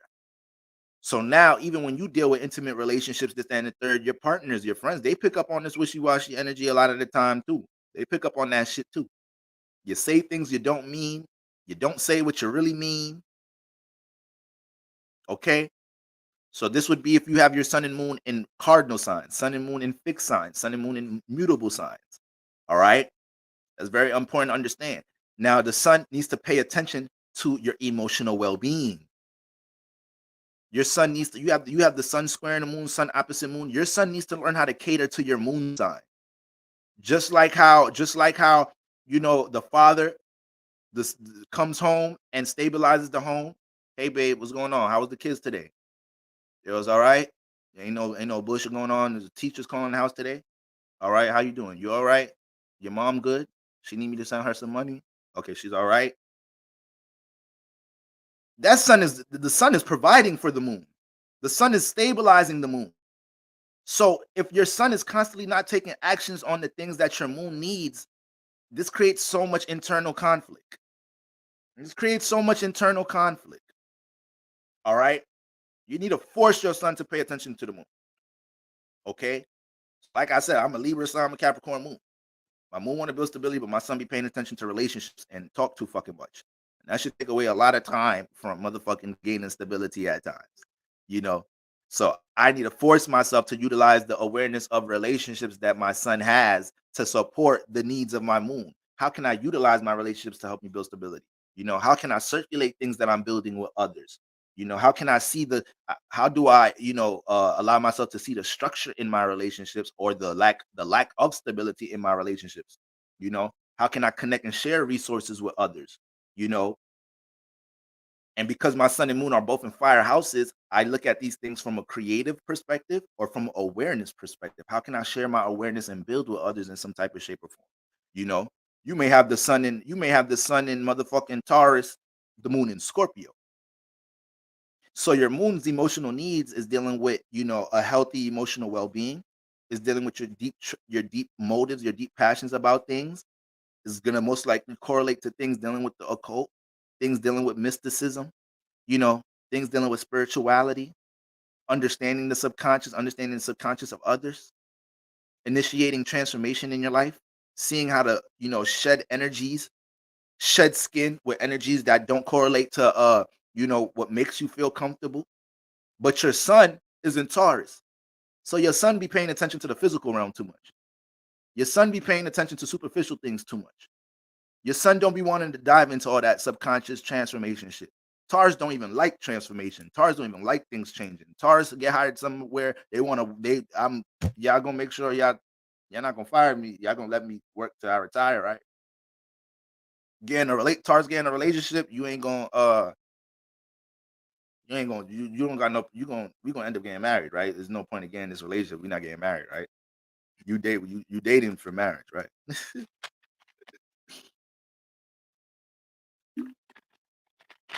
Oh, Cummins in the building. Oh, Cummins. Tamira Elizabeth, what's going on? Okay. So yeah, you dealing with that type of opposite. You got all these, your moon is always trying to initiate these transformations, is always trying to do things to heal the subconscious, is always trying to make sense of transformations in your life, uplifts insecurities and burdens, but your sun just be getting lost in the physical realm. When it's time for you to heal, your sun starts developing attachments with things in the physical realm. So you start overeating, you overspending, you over shopping. And the moon is like, yo, what the fuck is you doing? This shit ain't helping us heal. Shit, this is making it worse. You building more attachments right now.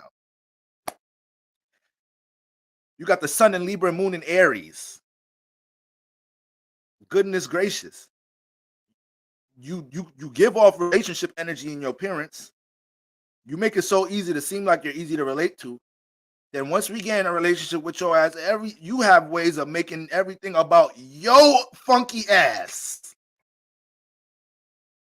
One minute you want to be super relatable and affectionate and compromising on Monday. Tuesday, all that shit you said on Monday is out the window. Tuesday is all about what the fuck you need. It's all about your I am energies. What happened to your I relate? What happened to all that air seventh house energy? Why are you so power and control in this relationship? And then you be trying to use communication and sex and charm to manifest what the selfish needs. Who Cardi B has this alignment. Wait. Yeah, she's the Libra Sun, Aries Moon. Somebody else has Ti. Ti has this alignment. Ti has this alignment. Now I'm pretty sure Tiny is his whole soulmate. I'm pretty sure they was connected in the past life or whatnot. If they're not their flames, if they wasn't connected in the past life, they started their flame relationship this lifetime. But when people started finding out deeper things about their relationship and whatnot, what were people saying about Ti? Like, yo, this nigga's so manipulative. Tiny look like she's not really with the shits. Hold on, y'all, because I had a reading that was supposed to start at 3. I'm about to hold on, y'all.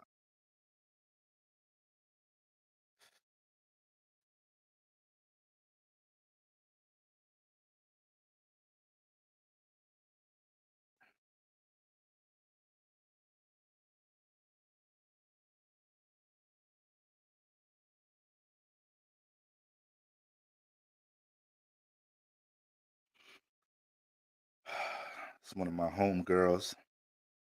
Okay, so yeah. You got that sun and moon between Aries placements and shit. Good lord. You will use all the Venus energy to get your way in a relationship. You will project on the motherfucker just to make them feel like they're not personally they're the problem in the relationship in some type of shape or form. Like, damn. You feel me? You let's get a square alignment. Let's get a square alignment. That's what I didn't do. I did fixed, I did cardinals, go to mutable. Oh, the Pisces Sun, Gemini Moon. Pisces Sun, Gemini Moon.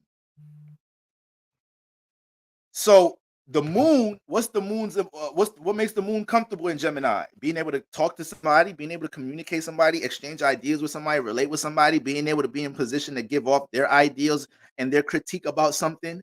You know, if you a Gemini moon and you have an audience where people pay attention to what you're talking about, what the thoughts that you have, that you don't need nothing else in this life. You don't need nothing else in this life. But what your sun be doing though? What your sun be doing though? You got the sun in Pisces, so for the most part, your sun be paying attention to everything but reality. Your sun be getting intimately invested in the relationships. So now your moon wants to deal with relationships on a logical level, but your sun can't help but just get emotionally attached to relationships at times. Sometimes your moon in Gemini wants space in relationships. So even though Gemini energy is a relationship sign, Gemini don't like that clingy energy though. Gemini don't like that clingy energy. They like their space too. But your sun and Pisces don't want to hear that shit. Your sun and Pisces do not want to hear that shit. Your sun and Pisces get a taste of relationships, get a taste of a friend. This is not even intimate relationships. This be your friendships. You know, you can have a lack of boundaries with your friends. So your moon feels devoted to deal with relationships, but your sun is in Pisces. So now you're overly open-hearted with your relationships. You lack boundaries with your relationships. Your friends can take advantage of you in your relationships because they know you're going to jump when they need you to do something or need your insight or your guidance for something, because you're most likely to have a lot of fucking guidance when it comes into the things dealing with, the subconscious by default. But this alignment can create a lot of mental and emotional confusion. Now, it's going to create one of the most creative motherfuckers you ever seen. Vice versa. Sun in Gemini, moon in Pisces, sun in Pisces, moon in Gemini. Highly creative. And this might be the realm that they need to live in order to feel understood in this experience. Because when they try to have that reasonable space, that reasonable, what's the word? A gradual development of relationships, that'd be hard to deal with at times. And they could feel misunderstood at times. They could feel real misunderstood in this world. So when they dive into their creativity, their music, their art, their poetry, that's how they feel like they may be able to communicate and relate with more clarity. All right. So you got that going on. Then let's see. Let's get another opposite. Let's get an opposite in here. Let's get an opposite. Aquarius Sun, Leo Moon. Aquarius Sun, Leo Moon. So your moon needs to deal with creativity. Your moon needs to, especially when your moon is dealing with intimate connections, your moon needs to see expression. You need to deal with partners that express how they feel about you, or their actions demonstrated consistently in some type of shape or form. But you need constant visuals of these things. Your moon needs to deal with childlike activity, fifth house energy. Whether it's the TV shows you like, whether it's the music you love to deal with, whether it's a form of entertainment, whether it's a form of art you deal with, whether it's your ability, whether it's your being a Leo moon and naturally being a sociable person, liking to be in the fifth house, have fun to stand the third. But your sun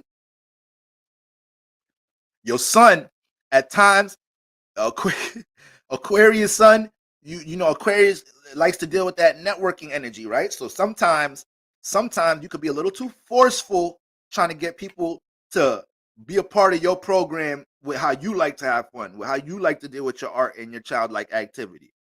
It's like, hold on. I like to deal with my creativity and I like to express myself in this type of shape or form. Don't be trying to verbally manipulate me to deal with shit the way you like to deal with shit. And then your sun in Aquarius might be looking at that moon and Leo energy like sometimes all that creativity shit don't make sense. We need to get stable. I don't know how long it's gonna take for all that creativity shit to get me paid. So you may overlook your creative essence at times. You may over it's very you're very prone to overthink things dealing with your creativity. So your heart bask in dealing with music, but your Aquarius sun be like, damn, how do I market it? Is how do I relate it to others? How do I go about stabilizing this? How long is it gonna take to make money off this? But your heart lives in it though. But your son can't get past trying to find ways to use Saturn to stabilize this, that, and this, that, and the third. Sometimes your Aquarius son, your ideas of what how to deal with your music and your art is way too high. And it's like, yo, why are you thinking so? Why you bring it down? Bring it down some. We don't have to shoot all the way to the perfect ideas. Let's just experiment in some type of shape or form. So once you start getting these energies together, now you can rally up people dealing with creativity. You can be so influential with your awareness of the things you're dealing with your creativity in some type of shape or form. All right. But if that sun and moon is squaring or opposing each other in some type of shape or form, that sun needs to learn to cater to that moon. And that Aquarius sun is going to have to learn how to get in social environments and develop relationships that correlate to the creativity or that childlike activity that that moon likes to deal with. Instead of trying to downplay the creativity like it's not something that makes sense or something that's not stable, something that can't be relatable. No, you need to get around community that deals with that. You need to get around other artists. You need to surround yourself with people that appreciate your art. You need to be an individual about your art to create these relationships and attract these relationships with people who will appreciate your art. You know, so sun square moon. Make sure that sun is catering to the moon. A lot of your inner frustrations, if you have the sun square moon, sun opposite moon, is simply because your sun don't be trying to hear what the moon got going on, and your moon sends the commands to your sun. So that's why I'm saying this: the moon is the most important. Your moon is the one trying to tell the sun, react to this. I'm trying to react to this. I need you to take action on this. I'm not the one taking action. I'm the one just filtering what's inside. You the one that gets to actually take action on things. You the one that get to go out, get the money, provide, work, and bring it home and make me feel comfortable. All right. Now, moon square Mercury. Moon square Mercury. Because you can't have the sun squaring or opposing Mercury. All right. Because we know Mercury is always going to be is the closest planet to the sun. So, your Mercury placement can only be in the sign your sun is in, the sign before, or the sign after. Okay, so there's no way that the sun can create that type of friction alignment. Your Mercury placement is supposed to actually is designed to be in the sign that your sun in, because our mind is supposed to be able to create the ideas and analyze things for the sun to be able to take more efficient action. But so it usually is supposed to favor the sun. All right. What does a cap moon need? The cap moon just needs to get stable. It needs to feel stable and structured. It needs to feel accomplished in some type of shape or form. So it depends what your sun is doing to help that happen. All right. So moon square Mercury. Moon square Mercury. Yo ass be having $1 million ideas, but to react to them is so vulnerable. Is a vulnerable thing. Is a vulnerable thing for you, right? So your thoughts is in one place, and Mercury also deal with creativity to an extent too.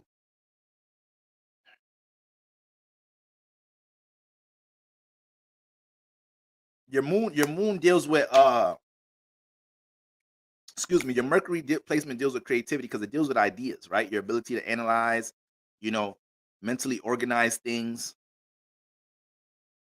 So if you got Mercury in Pisces, right? But your moon is I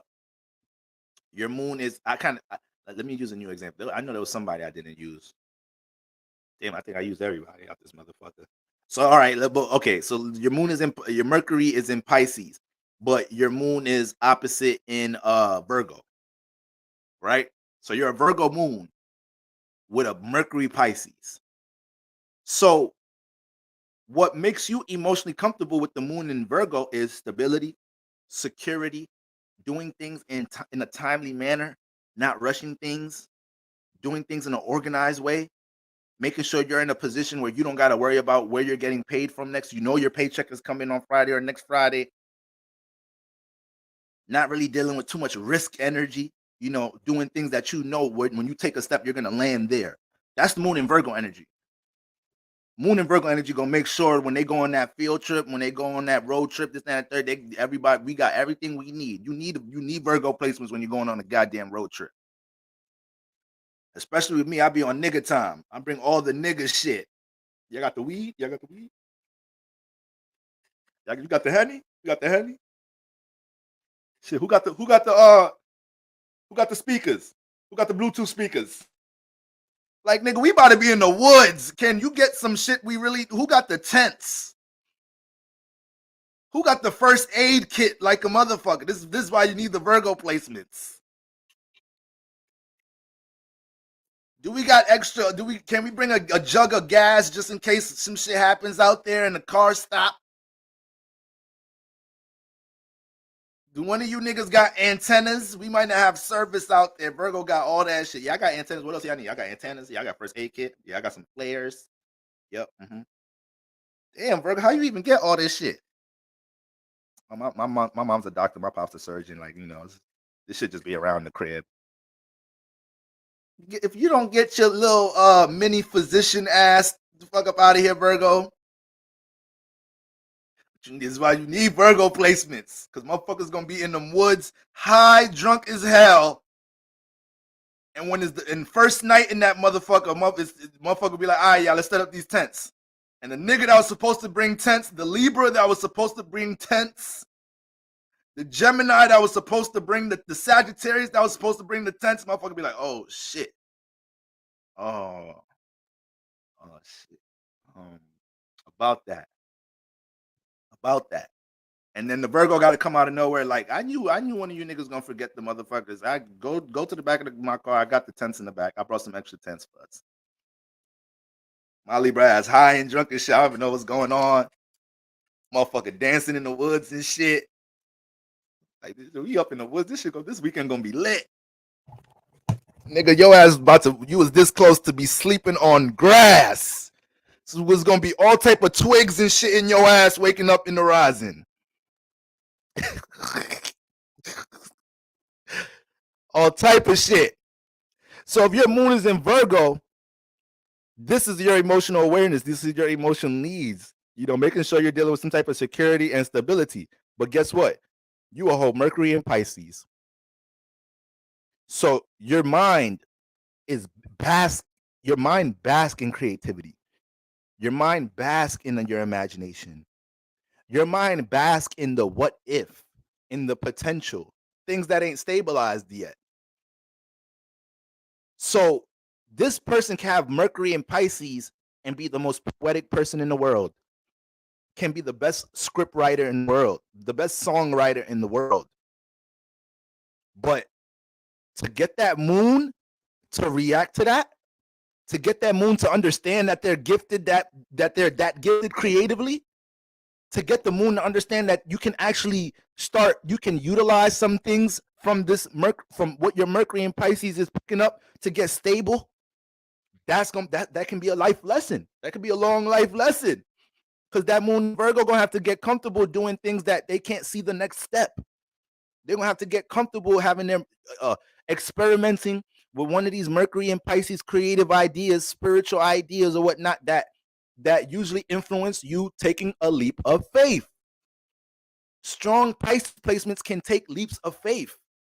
This is why they're prone to get hurt a lot. Because they'll go into love like, fuck it, I ain't scared of love. I ain't too proud. I ain't too proud to beg. I love me a Pisces. Bring that intimacy. Bring that non-scary, ready to give intimacy ass over here. You're dealing with a Virgo woman, you touch her and shit, she's like, excuse me. Like, man, but I forgot you. I forgot you a Virgo. I forgot to take time for you to start touching and rubbing. But when I'm around my Pisces woman, let me touch her on the first date. Fellas, you got to give that long hug on the first date. You got to break that touch barrier. Get out the car, open the door, get the cologne smelling good, give her a nice look. You gotta embrace that motherfucker. You gotta hold it like, yeah, she gonna feel me. You gonna feel my ass. Yeah, smell that cologne. Yeah, put that face up in my neck. Go ahead, get there. Get there. Yeah. My face gonna be in your neck later. Then you gotta let the hands, you gotta be slick with it too. When you release the hug, the hands just rub off the ass a little bit. This nigga think he's slick. He just touched my booty when he released the hug. Like, what you talking about? No, I was just releasing the hug. That's it. Your hands ain't have to slide that low. You gotta break that touch barrier, fellas. Virgo women will be like, okay, all right, hug over. All right, let's get to the restaurant. She started talking about reservations and shit. You gotta hurry up. The motherfuckers reservation at 9. It's 8:45. Like, okay, with your punctual ass. Okay, organizer. Damn. Is this a date or am I in detention? Which one? Is this a date or am I going to court? So certain signs ain't playing all that shit.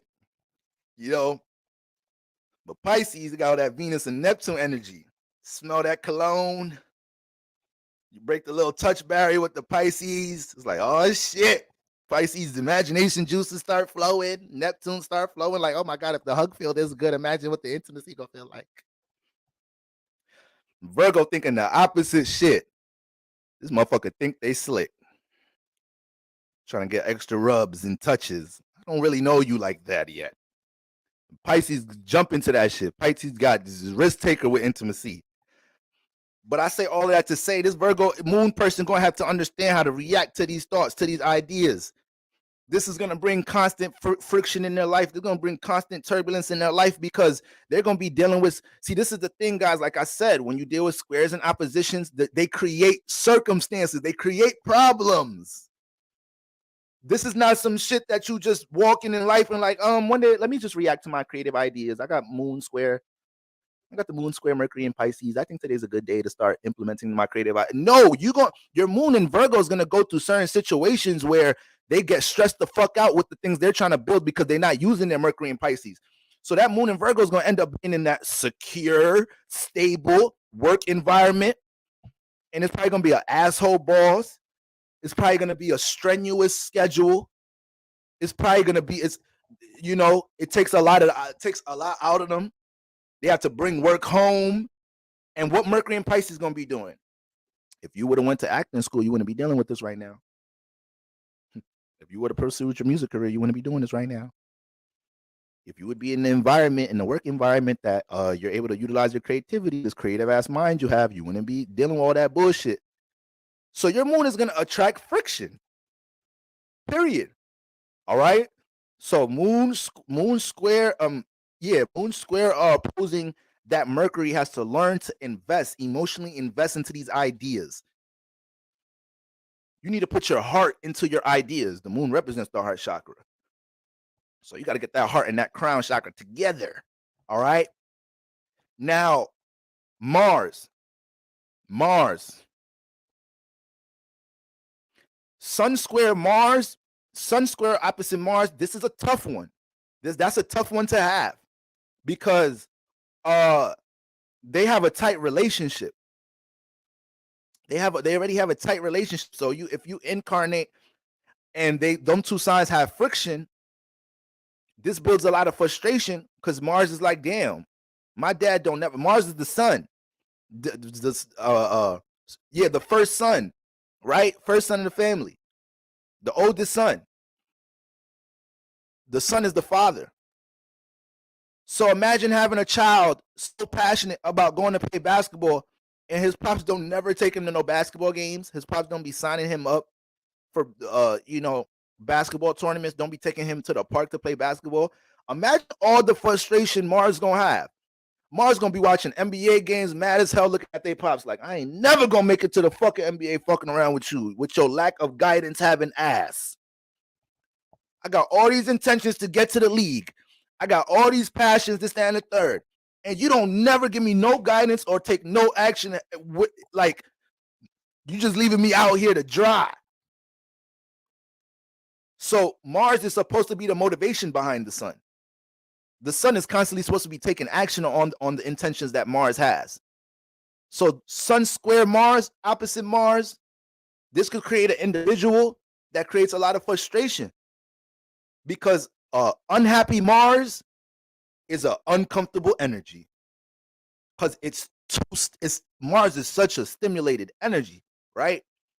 It's so intense.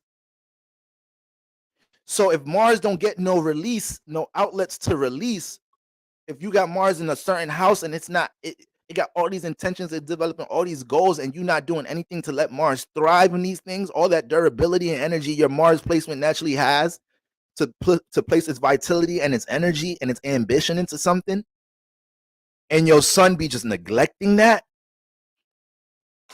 this could build too much frustration for Mars. This could build too much frustration. So this person has to eventually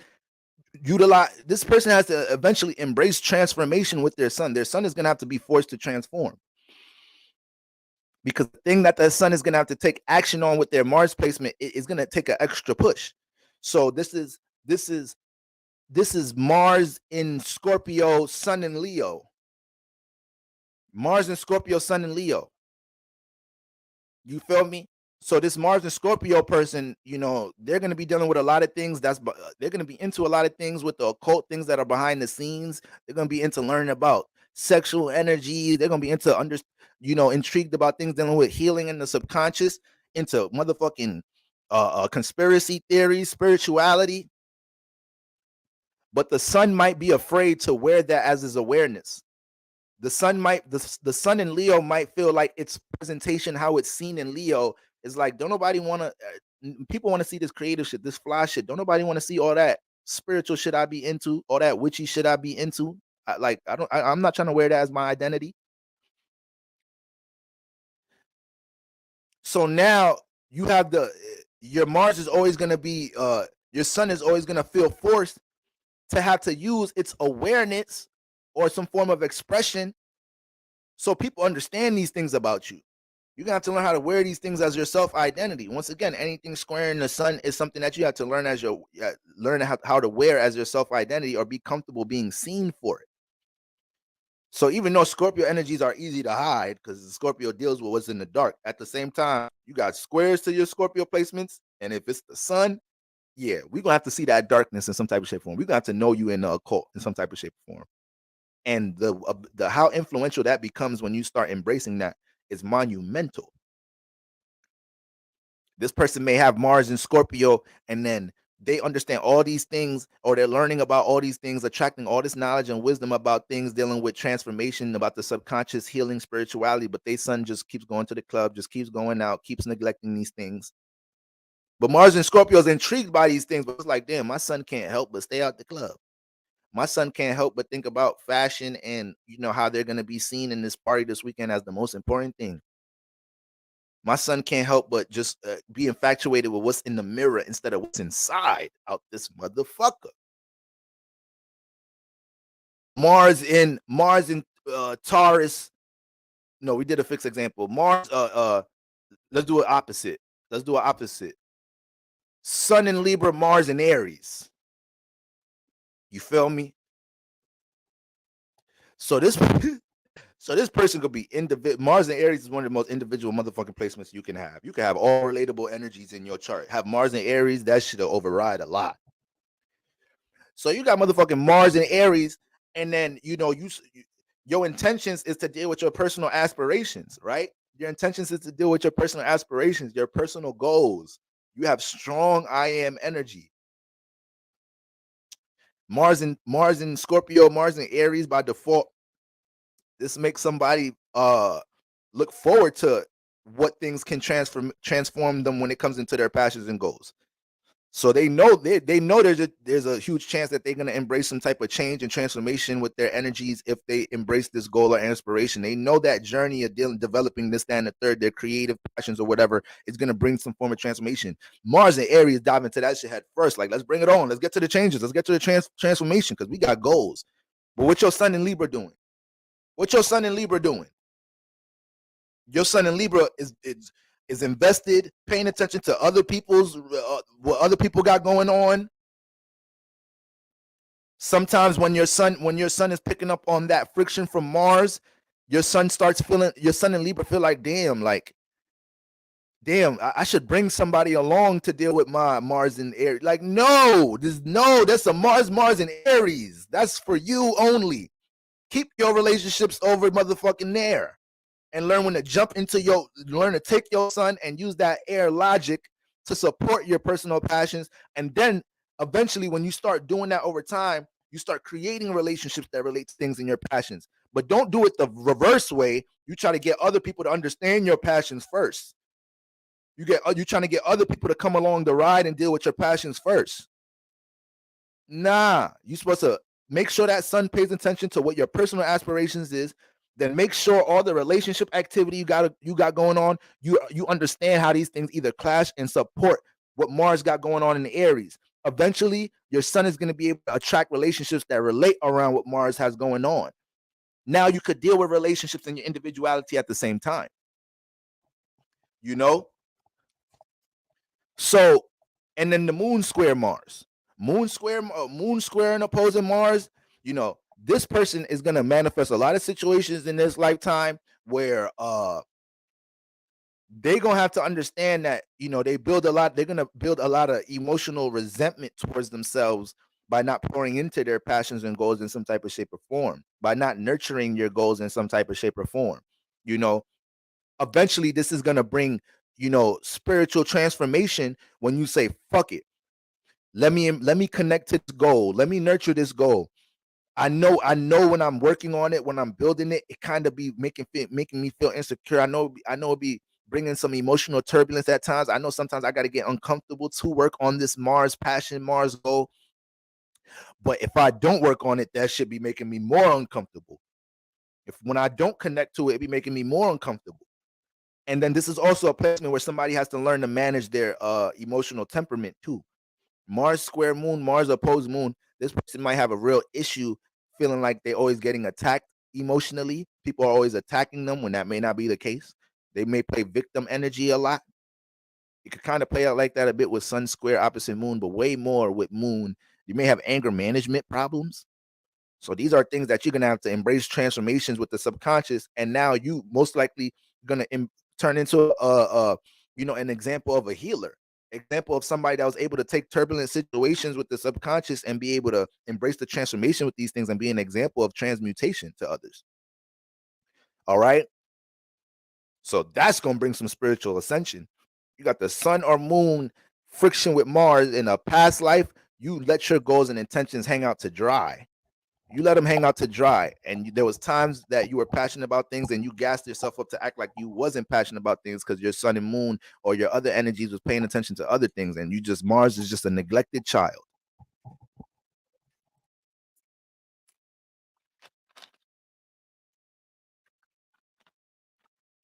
Moon, sun or moon square opposite Venus. Sun or moon square opposite Venus. All right. So if you have the sun and moon squaring or opposing Venus in some type of shape or form, you need to get more comfortable taking action on love matters. But you need to understand how you take action on love matters from all perspectives. You may be too forceful with love matters, too open with love matters. It depends what the signs are. But if you got the sun in a certain sign and it's squaring opposing Venus, your outlook and awareness on love be all fucked up. So this is uh, sun in Virgo, Venus in Gemini.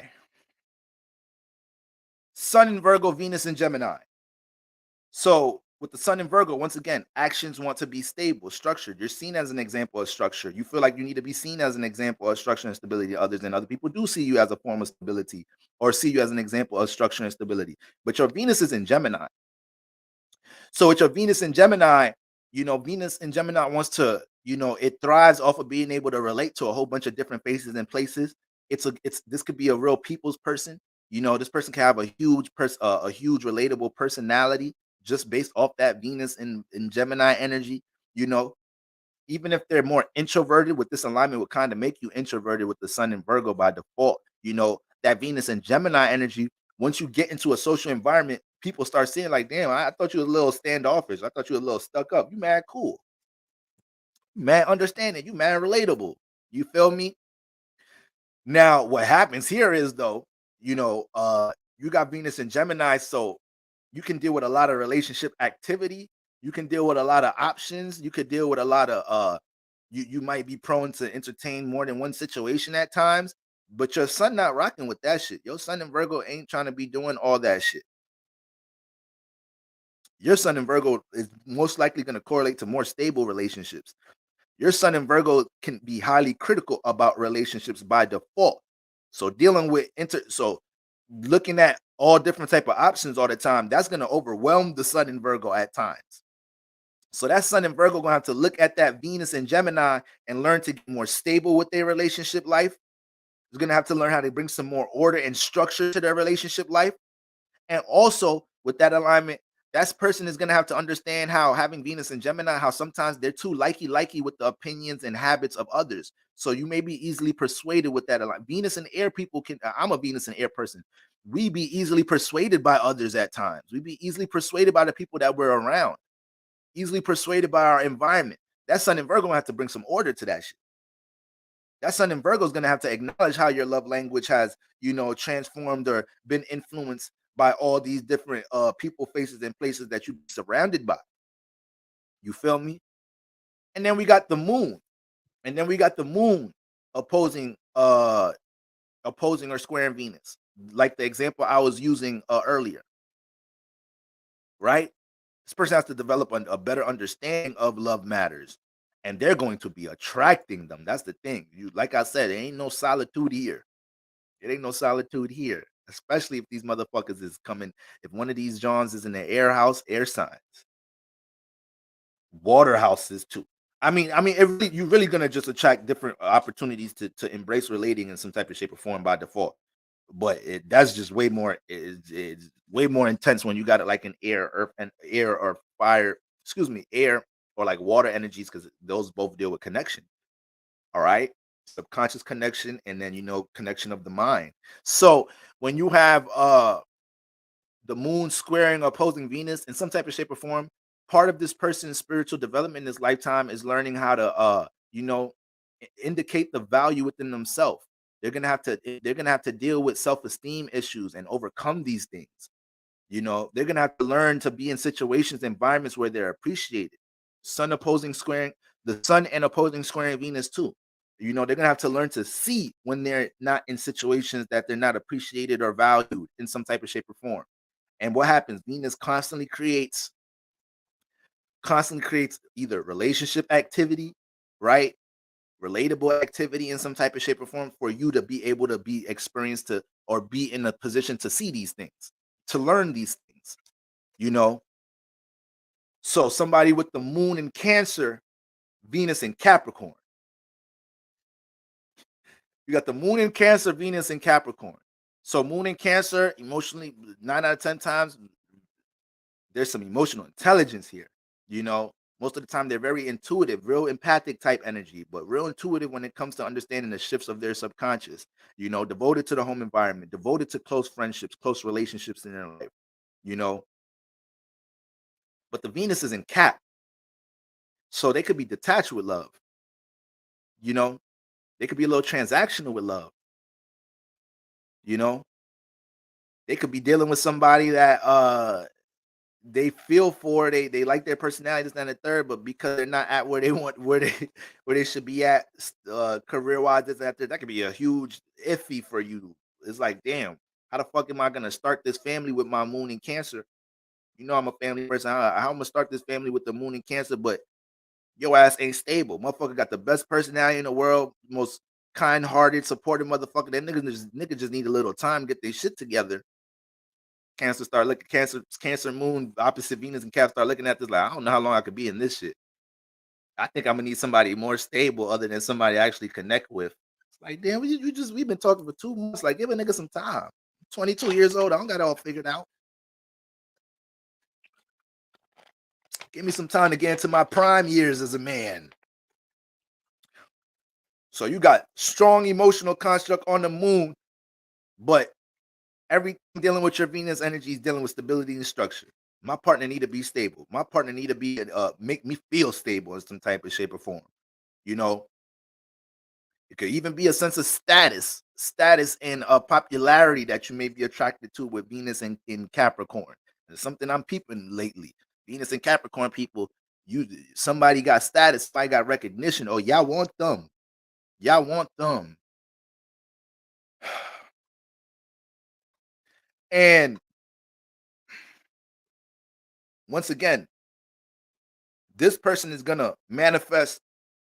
This person is gonna manifest uh spiritual development when they learn to look at the things that they value with Capricorn energies: building structure, navigating career path, status, some form of branding, being seen in the world, establishing a social status in the world in some type of shape or form, or just simply, truly valuing being stable. When a Venus and Capricorn person not stable, the self-esteem can be all over the place. This will bring a lot of self-esteem issues. They start doubting themselves, start feeling insecure about things, and have to learn to give themselves grace, because everything with Capricorn deals with time. All right. But Venus is a little drug addict. Venus, when she need her fix, she need her fix. When she want to feel good, she need to feel good. So, and sometimes in Capricorn, it's like, God damn, I could be waiting too long for my fixes here sometime.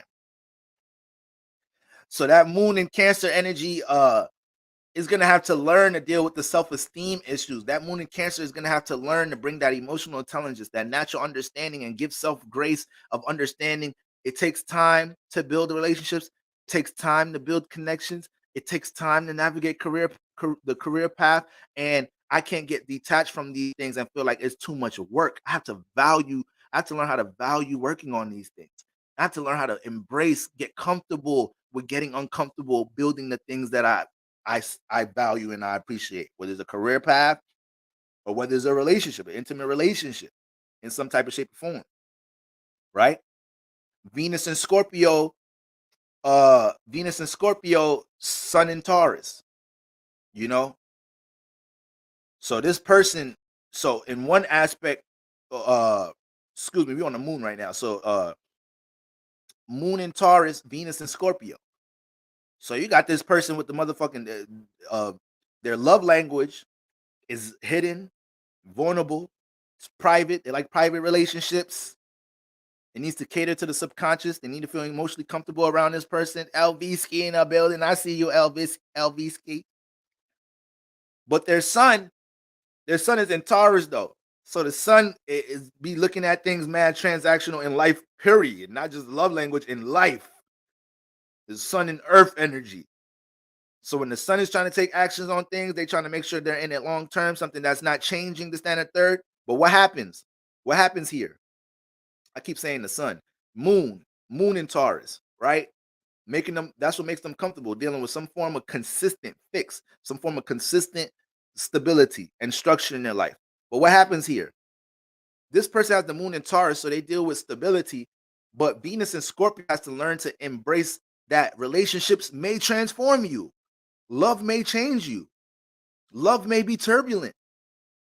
And now this moon in Taurus person may walk in eggshells a little bit dealing with intimacy, instead of just embracing that, instead of just utilizing their ability to be stable and be structured and know and believe they can bring structure and stability to turbulent relationships in their life. And none of these things are easy. This is why we transcend and bring a lot of transformation into our life and spiritual development, embracing these things.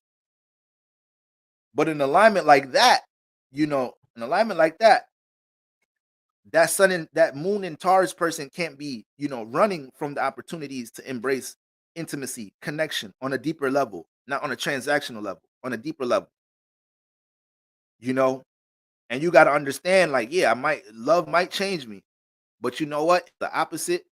So, what can my moon provide to, help the potential of the intimacy Venus is trying to find in Scorpio? I could be patient. I could bring my natural moon in Taurus patience.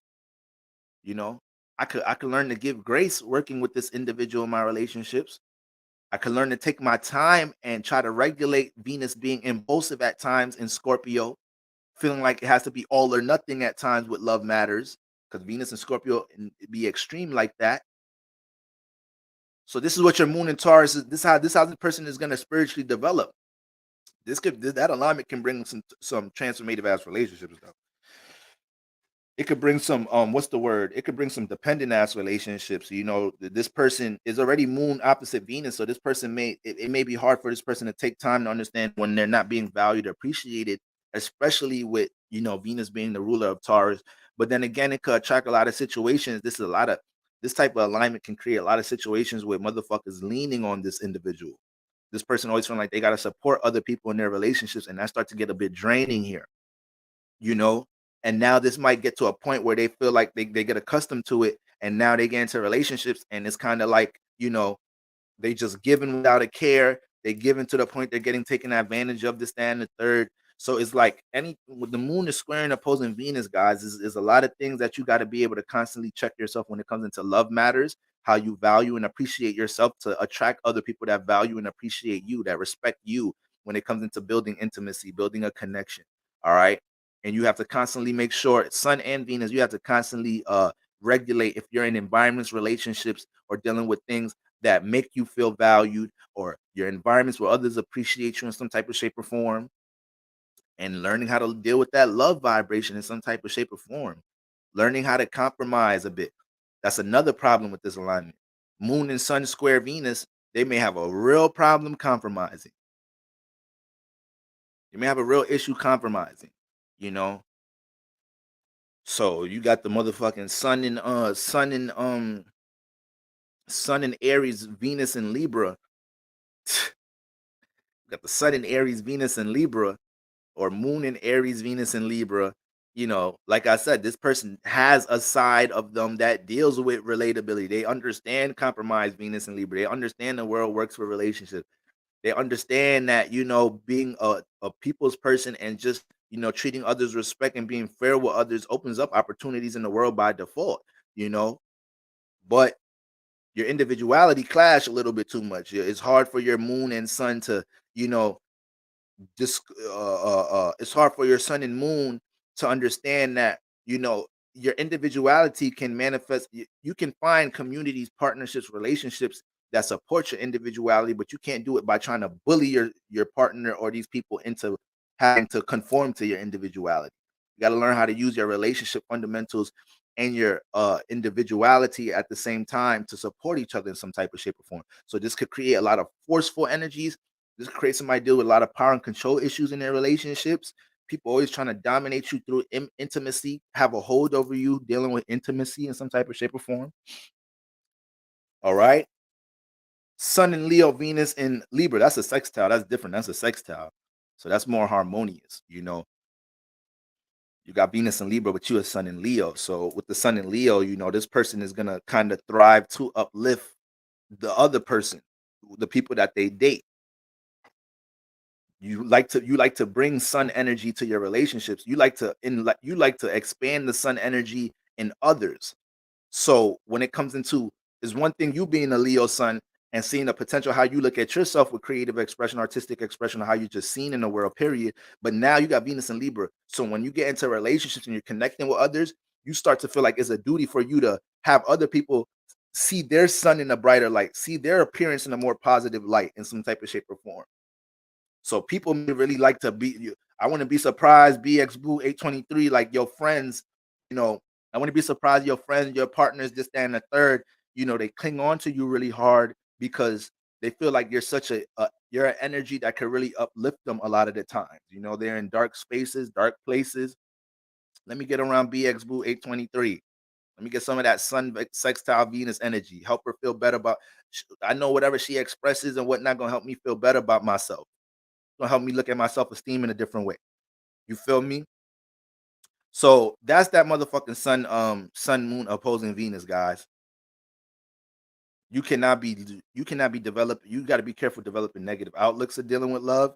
You experience transformative situations with love, or hurtful situations, disappointing situations with love. You got to make sure that you learn from these past experiences. You don't play the victim. We're just gonna keep attracting more situations that make you more vulnerable dealing with intimacy, or universe might just put you in a place like, okay, oh fuck love, right? Fuck love. So you don't want to learn this lesson. You forgot you signed contracts for this shit. Oh, okay, let's manifest. Let's manifest putting you in a space where you really don't get no fucking love no more.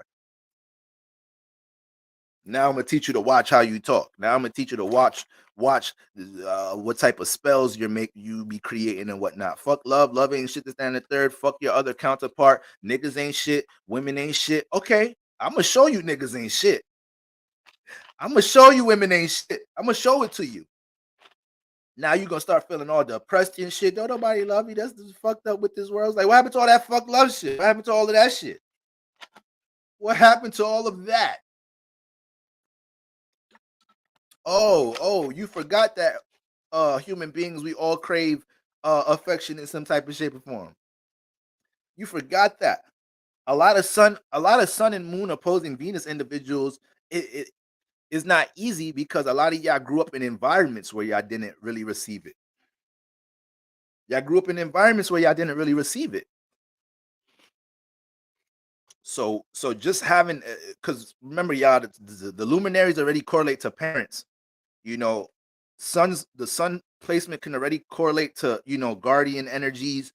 Your moon placement can already correlate to, motherly energies, family energies by default. So whatever sign your moon is in, regardless of your fourth house, you can see how this energy plays out with the relationship with your mother and things you have to experience in the home in some type of shape or form. In some type of shape or form. In some type of shape or form. Your mom is your moon. All right. So when we get into um yeah, moon, that's just the last thing I have to say about that. Sun or moon square Venus or opposing Venus, you guys have to learn how to transcend all those times in your adolescent stages. You have to learn to acknowledge in your adolescent stages how you may take certain tendencies into your relationships because there was a lack of love, support, or affection from your family, from your parents in the first place. Now you have this resentment towards love and dealing with connection, intimacy, or you overdo it. You overdo it. You overdo it.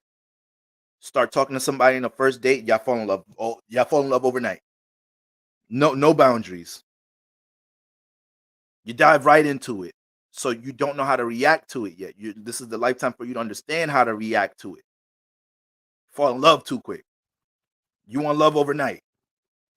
You're forcing your partner to deal with a tighter connection right away. Not understand, you don't want to understand their love language. You're not taking time to understand their love language.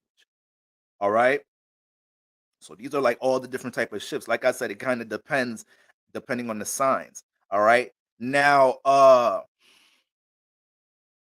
moving into some outer planets.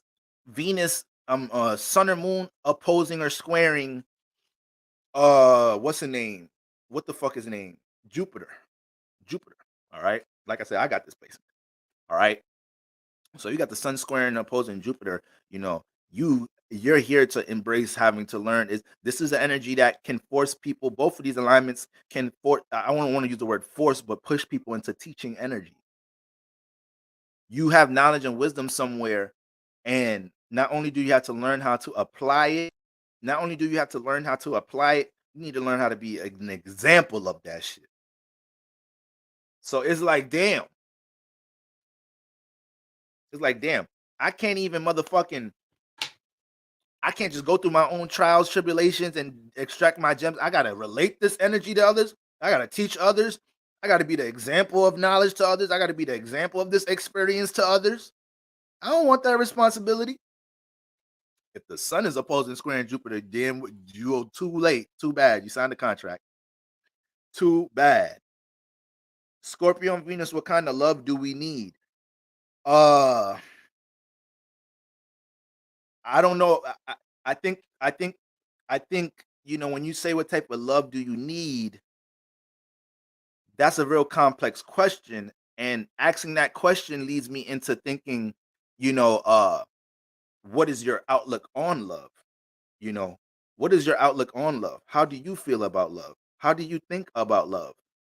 I think that's a better foundation to start with if you have a Scorpio and Venus, because that'll help you to understand what type of environments you'll thrive in. If you can look at the fact that at times you don't have a most healthy positive outlook on how you deal with love, then that'll help you to understand why you may have manifested certain situations, either feeling unvalued or unappreciated. If you have a healthy outlook on how you look at love, you know, then that can manifest different situations where you're not so reluctant or hesitant or nervous about dealing with the potential transformations and changes that can deal with love. So uh I know this much: when you have Scorpio and Venus, you know, at times you guys, once again, it's hard to find that middle ground where how you deal with either expression and expressing love and relating your emotions. So sometimes you may do it too intensely forceful, and sometimes you may be a little bit too mysterious with it. You got to find that middle ground. You got to find that middle ground, being patient and gradual, embracing vulnerability, expressing how you feel, how you think about things to your partner, whatnot, and not thinking like, if I express this, if I express how I love this, that, and the third, or if I express how I think or feel about this, that, and the third, is it going to transform the relationship? Is it going to change? Is it going to change how they look and feel about me? You can't be in love thinking like that.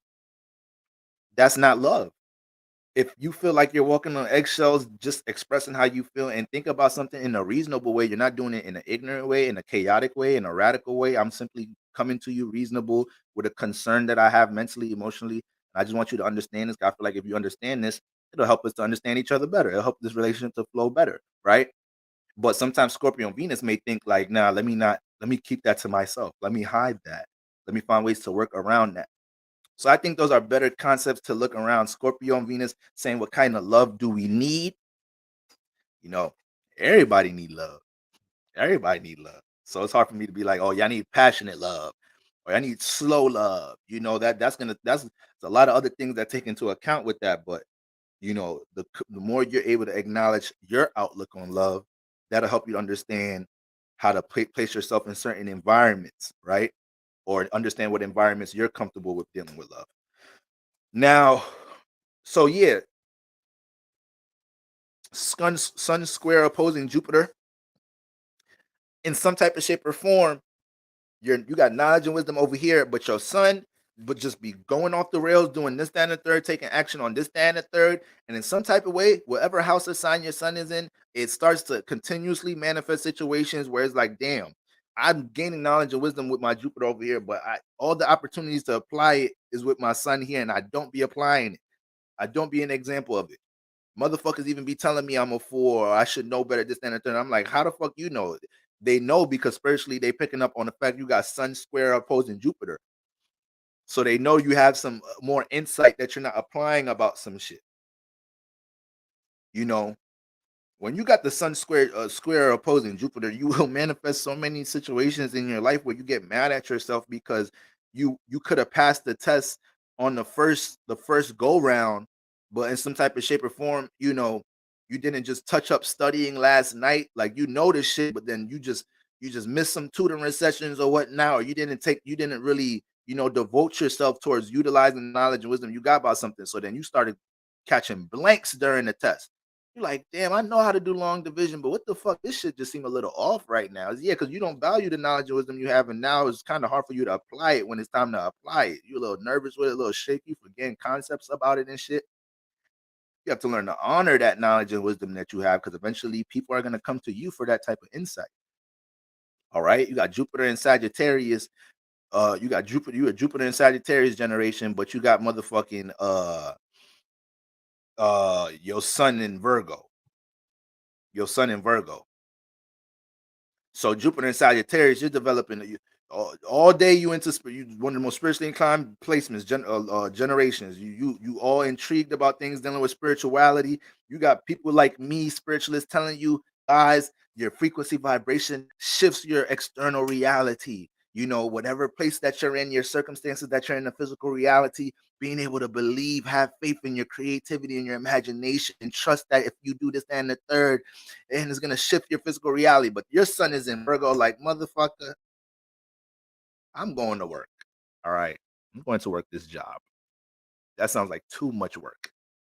Sounds like too much work trying to put faith into some aspiration I have to try to change my physical reality. I just could go get a job and get stable.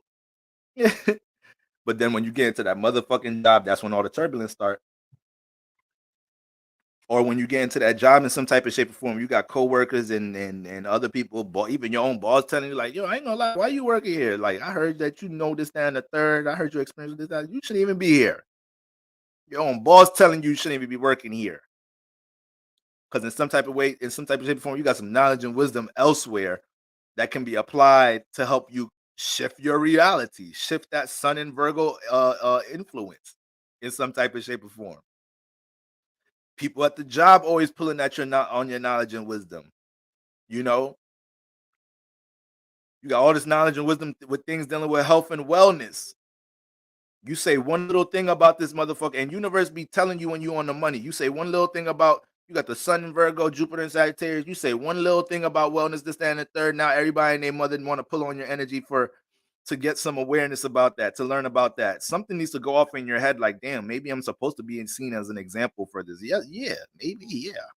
You think? Yep. If you constantly pulling on the external realm for something that they want out of you, then that's a sign. That's a sign. You always got these friends, these family members telling you you're dope at this, you're good at this. All that ain't by default. All of that ain't by mistake. Universe has to work through these close influences around you for you to get it. You know, um, Moon squaring or opposing Jupiter. Moon squaring or opposing Jupiter. You know, this person has to learn to, react and understand these experiences. They probably, because the moon also deal with a lot of reflection energy. So this person may not reflect that much on their experiences. And then when they repeat the experiences, they're like, oh my God, I experienced this already. What the fuck? But you, since you experienced that shit, you didn't take time to understand how to prevent that situation, how to deal with it the next time it comes around. You didn't reflect on it. You didn't reminisce on it. You didn't extract no knowledge and wisdom from that situation. And you find yourself right back in that situation and not being able to thrive with something that you should have been able to accomplish or deal with the first go round because you dealt with it already. You feel me? So you got Jupiter and Libra. You got Jupiter and Libra, right? But you a whole Cancer moon. You got Jupiter and Libra, but you a whole Cancer moon. So when it comes into when it comes into you know, when it comes into relationship experiences, it's got a little word vomit right there. When it comes into relationship experiences with Jupiter in Libra, now your moon in Cancer, right? This is a clash of cardinal signs. This is a square, right? This is a square. So now you got this person that's constantly learning how to value the subconscious of other individuals in relationships. It's not all about your emotions, Cancer, right? You need to use some of that emotional intelligence to understand how the subconscious of others work in relationships and pick up certain traits of other people subconsciously, right? So this type of alignment will give you the intuition to be able to, you know, experience some shit in a relationship and pick up negative energies about somebody you were dealing with, right? So you just dealt with somebody that was narcissistic. You just dealt with somebody that was toxic. You just dealt with somebody that was possessive. Whatever. So you experienced that already. Jupiter and Libra, you got that new knowledge and wisdom and insight that, when people push out these type of energies, they're most likely toxic, this, that, and the third, possessive in relationships. But what happened? But what happens? Next relationship, next opportunity, your moon gets into something, but your moon is so invested in making sure it's emotionally comfortable. And sometimes Cancer moon is Cancer placements are aggressive, trying to initiate the connection they want. So now you got this person, they're trying to bogart the relationship. Like, no, I see these possessive traits. I already see these red flags that I learned with Jupiter and Libra, understanding when people talk like this, move like this, they're usually this type of character. But look, if it move, I don't know the phrase. If it move and wiggle like a snake, then it's a snake or whatever. So you done picked up all this experience already in your past relationships, Jupiter and Libra, but your moon is in Cancer. So now you're dealing with this new person, but your moon got so emotionally invested in this person. You don't want to see that knowledge. You don't want to look at that experience, that insight that you have anymore. You neglecting that. Your moon is just invested in dealing with how you feel about the situation. You know, you like this guy, but he lived with his baby moms and got two kids. but you like him. You like something could work. So you just it's like if you don't use that motherfucking Jupiter and Libra to see what's really going on, this shit ain't going. Nothing is gonna pan out of this. Nothing is gonna pan out of this. But your moon is just invested in what it's invested in. So that moon got to learn to react to that relationship energy, to that relationship knowledge and wisdom in some type of shape or form. You feel me? So, these placements cultivate teachers in some type of shape or form. They cultivate teachers. You got it between creative energies, creative houses, fire houses. It'll cultivate a teacher that teaches, helps others learn how to deal with their creativity. You know, you got this energy between subconscious houses. This may be people that teach on how things dealing with the subconscious and healing. Okay, look at me. I have this alignment, Moon square Jupiter. All right, my moon is in my first house, Jupiter's in my ninth. I'm personally getting out my awareness about things dealing with spirituality in my ninth house things, which is the things I naturally, before I was teaching astrology, this is some shit that I was learning personally on my own. This is something I gravitated towards with my sun and Jupiter in the ninth house by default. This was my pursuit of education here. So now my moon has to learn, not only to react to these things, but in some type of shape or form, have to learn to start communicating it and relating it in some type of shape or form because it's air energy. My sun is in it. So with my sun being in the air, is not just Jupiter energy that could stay there. I have to actually be an example. So my sun and moon is all up in the mix with Jupiter. All right. So you guys want to look at any of them Jupiter squares. If you have Jupiter squares oppositions to your luminaries, and understand this is why you may feel called to give this awareness out. This is why you deal with quick karma in this area, because you don't be applying the knowledge and wisdom you already have there. So your karma come quick because this is not like you have to learn these things. You already have the insight. You already experienced these things. You feel me? So that's what we got going on there. Saturn. Sun or moon squaring or opposing Saturn. This individual needs to learn how to deal with stability on all levels. They need to learn how to deal with patience. They need to learn how to take their time building.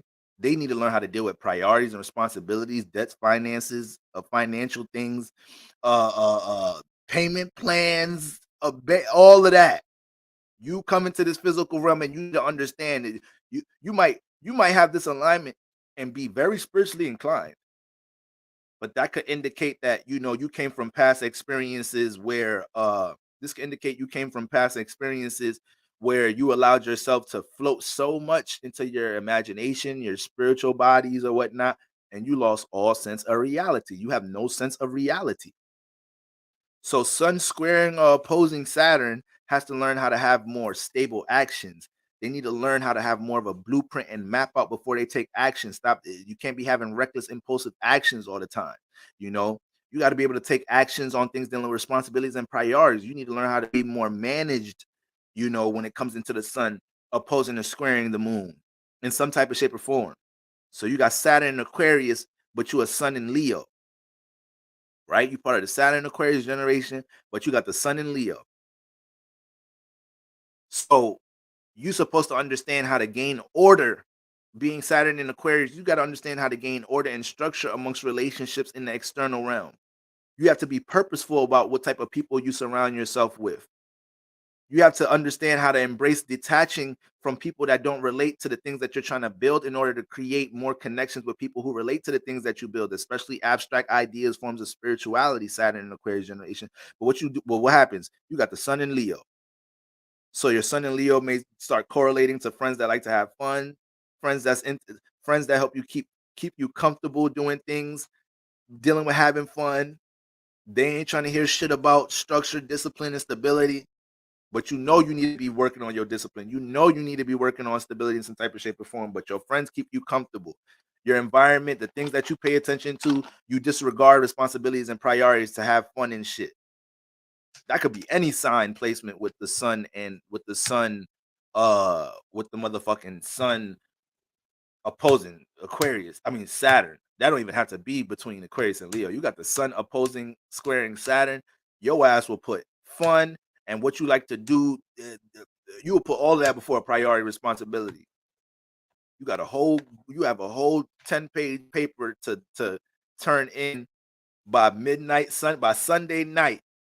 So you need to work on this shit Friday and Saturday. But there's this lit ass party going on Friday night, or there's this person you're dating with, you all infatuated with them. They want to chill with you Friday night, but you know you gotta work on this. You even trying to see how to work around it. You like, okay, you could come over, but I'm gonna be working on this while you over here. Knowing damn well you ain't gonna be working.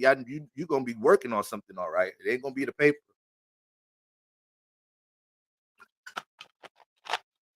You're gonna be putting in some work, all right. It ain't gonna be that paper. Now, what you doing? Sun opposing square in Saturn. What happens? Now you up Sunday night cramming, paper all fucked up. Motherfucker, you're not indenting.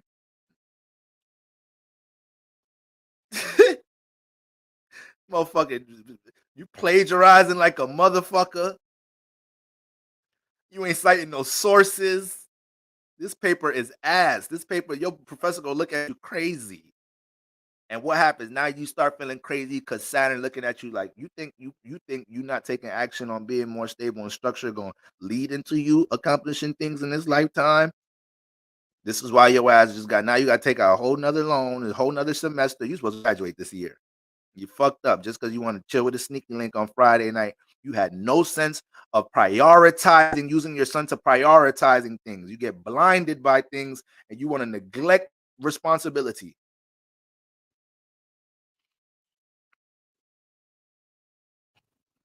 Motherfucker didn't proofread nothing. You sending emails to your professor like, professor, please, it's something wrong with my internet. It's Mercury retrograde. Can you just give me to the morning, turn this shit in? Nigga replying to email 5 minutes later. Hell no. Nah. It's like you're not even supposed to be talking like that. You're a professor. It's like this paper was assigned since the beginning of the semester. What's wrong with you? It's over. It's over. You failed. I'm sorry. Saturn will set you back. Saturn will continuously set your sun back. You got sun square opposing Saturn, and you don't know how to balance priorities, responsibilities with your personal aspirations, and you fail to see how they correlate with each other. Appreciate the super chat. Love life. Appreciate it. Sun has Saturn in the fifth house. Fifth house, Leo, trine Pluto in eighth house. Saturn in the fifth house in Leo, trine Pluto. So his sun in the fifth house is home. He's going to feel comfortable dealing with all forms of self-expression, creative artistic expression. These are things that intrigue him the most. He can thrive being on the stage, dealing with an audience, dealing with attention, especially being in Leo. But what happens here is now his Pluto is in the eighth house in Sagittarius. So he can have a very transformative effect on other people when it comes into expressing things, dealing with deeper concepts. He's most likely going to have the gift to be able to develop. This would be like an artist. This would be like an artist like Kendrick Lamar or J. Cole. So it's like they have a real transformative effect on the collective with their music. They're highly creative, but their music can have real penetrative subjects to it. It can have real turbulent subjects to it. It can highlight things that's dealing with more of negative things going on in the world or whatnot, and that could lead to them being real influential with their expression in some type of shape or form. He may be real blunt and direct though. He may come out real blunt and direct, and people may not like that at times, especially when it comes into his beliefs about things. So he may have to learn a little bit. It's a trine though, so it's really harmonious. So at times he may have to learn not to be too intense and be understanding that other people have different beliefs about things and the third. But he has such an impact, such an intensity that he brings when it comes into his creative self-expression. Best believe that. So anything that he's into creatively, I would definitely provide as much of an environment for him to thrive in these things. You know, he got that Pluto in the eighth house. So he gonna be able to transmute a lot of his energy into creativity. His creativity is most likely gonna become his outlet with that alignment, you know. So if he's going through some tough times in his life or something, he's gonna be able to use art creativity to channel that and make a motherfucking hit song, you know. He's also going to be able to embrace situations that deal with transformation of his personal identity. So, this is somebody that, one stage of their life they could be athlete, next stage they could be a business person, next stage of their life they could be entertainer, next stage he has the gift of being able to constantly transform his self identity. He has to make sure he's not changing too much though. That's the thing. He has to make sure because he's always gonna feel like he can transform. That's his gift. So he always gonna feel like he could transform, but just because you have the gift to initiate transform, be seen a different way to others, doesn't mean that you need to constantly be transforming. So it's gonna have to be times that he needs to get stable and what is it that he wants to deal with, or um, you know, uh from a creative aspect, personal aspirations in some type of shape or form. All right. So that's very important over there. Kendra, is this why I'm having issues with the fourth house and career, 10th aqua? What we talking about right now? Saturn. So you got 10th house Aquarius, Saturn in the 10th house Aquarius, and the moon in the fourth house in Leo. Yeah, so your moon is too comfortable. Your moon is way too comfortable in the fourth house. And anything that deals with a new idea, a new inspiration to pour into career in the 10th house, it seems like too much work for your moon at times.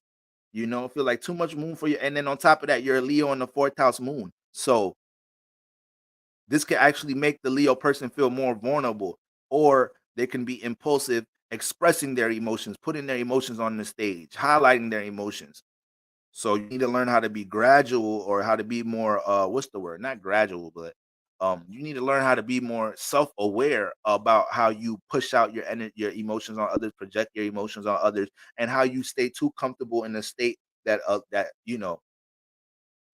refrains you from getting into a rigorous energy and saying like, yo, I don't care, fuck all that comfortable shit. I need to get active with Saturn. And Saturn in the 10th house is a powerful placement.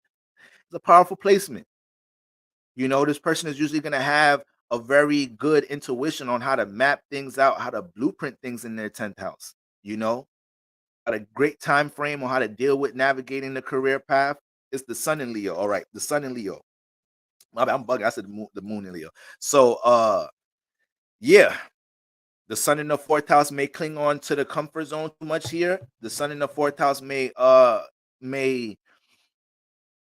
your self identity may have been too influenced by things in the home environment. So now when it's time for you to take action and pay attention to what you personally want to do in the 10th house, you're considering too much what's going on in the home, maybe influences of your parents, influences of people that you're close to, so and you really got it with that type of energy. You really got to say fuck it. You really got to say fuck it, because Saturn got way too much potential in the 10th house for somebody not to be comfortable with what they're doing in their career path. You're supposed to be the example. You're supposed to be the Saturn in 10th house. You're supposed to be an example of somebody that's uh knowing, trusting the time that it takes to build something in their 10th house, whether it's a brand, being where they want to be at in career, having their form of stability. You're supposed to be able to be comfortable with that. You're supposed to be able to be comfortable working on something and not seeing money for it for years with Saturn in the 10th house. You actually have that gift with that placement. You could be that situated, but that sun in the fourth though. That sun in the fourth be trying to creep into its comfort zone, paying attention too much what's going on in the home environment, more than what you need to be paying attention to with Saturn in that 10th, you know. So that's what's going on with that Saturn energy hitting luminaries. And then when you got the moon opposing or squaring Saturn, this person has to learn how to be more realistic with their emotions. This person can have a tendency to be emotionally chaotic, and their life lesson is understanding how to bring some order and structure to their emotions in some type of shape or form. This person has to learn to get their heart broke, get disappointed, get discouraged, get hurt, and make realistic decisions with practicality outside of that emotion that they're in some type of shape or form. In some type of shape or form here. So say you got moon in you're part of the Saturn in Capricorn generation, right? But you got the moon in Aries. You part of Saturn in Capricorn generation, but you got your moon in Aries. So with the moon in Aries, motherfucks Motherfuck stability. I get up and do things when I want to do things. I don't need a schedule. I just get up and do things when I want to. I react to what I want to react to impulsively. If I want to go play basketball today, I don't got to plan shit. I'm gonna go play fucking basketball and manifest that shit. If I want to deal with some creative expression, I'm gonna just go to the studio, make the music. What's all the planning shit about? What the fuck I gotta write lyrics for? Just go to the play the beat, put me in the fucking studio. Whatever comes out, I'm freestyle that shit. I made it. I made the art. Boom. That'd be some Moon and Aries shit right there. This is why they could deal with creative. This is why they could. This is why they could improvise so well. Aries placements, because everything is off the spark, off the I am. So they could freestyle well if they're rappers. A lot of Aries placements, you know, they could get in the booth and just and kind of just not have to write music down. Just keep taking, going off takes, going off new takes, new takes, new takes. How that sound? All right, run it back, run it back. They could keep doing that. They could improvise some art with something that they're painting, But what happens here? Moon and Aries gonna need some stability and structure by default here. By default, we're not even talking about if it's square and opposing Saturn, but with a square opposition to Saturn, you're gonna manifest situations where your emotions constantly disrupt your ability to be stable. Relationships is unstable. The way you react to your emotions in a career place gets you fired. You get kicked out of school because you're doing things impulsively, or you acting like everybody has to conform to how you personally feel about things. And Saturn is like, until you get some order and stability with them emotions, until you get some order and stability with them emotions, I'm gonna keep causing this transformation within your reality, and there's gonna be some turbulence within you emotionally until you get to sit down, look in the mirror, and be realistic and serious with how you deal with the emotions. Get more stable dealing with the emotions. Get more practical reacting to your emotions. I understand you have a high temperament with the moon in Aries, but with Saturn hitting it, you're gonna have to learn to sit down and sit down sometimes, look in the mirror and think about your emotions, fill them out instead of just feeling like you have to react, take action, express them, be impulsive with them in some type of shape or form. All right. So this is what this person is gonna have to learn here. And then eventually, sun opposing Saturn, sun opposing or squaring Saturn, moon opposing or squaring Saturn. Eventually, what happens? They turn into examples of stability, because you're gonna eventually hit this threshold where you say, "Yo, I'm tired of feeling unstable. You may jump into an extremely detached energy with this alignment. When you got the sun or moon squaring opposing Saturn, at some point in your life, dealing with consistency, dealing with consistent forms of instability, at some point you may hit a certain point where you get so detached, because now you're just extremely devoted towards whatever you feel like is going to bring you stability, because you get tired. All right. Sometimes it don't take until we're tired of something until we're spiritually tired with something to make a change. Whether we're tired of being alcoholic, we're tired of going through this repeated cycle, we're tired of having weed control us, we're tired of having a substance control us, we're tired of this relationship and just dealing with this toxicity. I'm just tired. I'm spiritually tired, and sometimes it takes for you to get tired to get out of some shit. Sometimes that's what it is. Sometimes it ain't about your mental approach, this and that. There, no, you just ain't tired yet. That's all. You ain't tired yet, but it's okay. You gonna get tired. It might not be this lifetime. It might not be this lifetime. Your ass might get tired next lifetime. But sooner or later, if that's the last resort, then that's what's gonna have to happen for you to initiate some change in your life. All right. His sun is in Scorpio, but I'm concerned with the aspect that is Saturn in the fifth house. His sun is in Scorpio, but I'm concerned with the aspect that his Saturn is in the fifth house, Leotron. Oh, so okay, so even though he has that gift with his sun harmonizing with Pluto, uh that sun in Scorpio is that sun in Scorpio is squaring his Leo placements.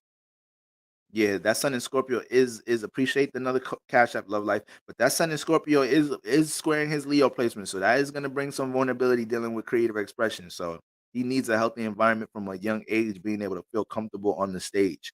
He needs to get as active as, I don't know how old he is, but he needs to get as active from a young age, dealing with things, dealing with being seen, the audience or whatnot. He could have a real competitive energy. Wouldn't be surprised if he's into sports of any sorts. Yep. So yeah, sometimes they don't take till retire, y'all. It don't take till retire. Sun and moon opposing Neptune. Sun or moon opposing Neptune.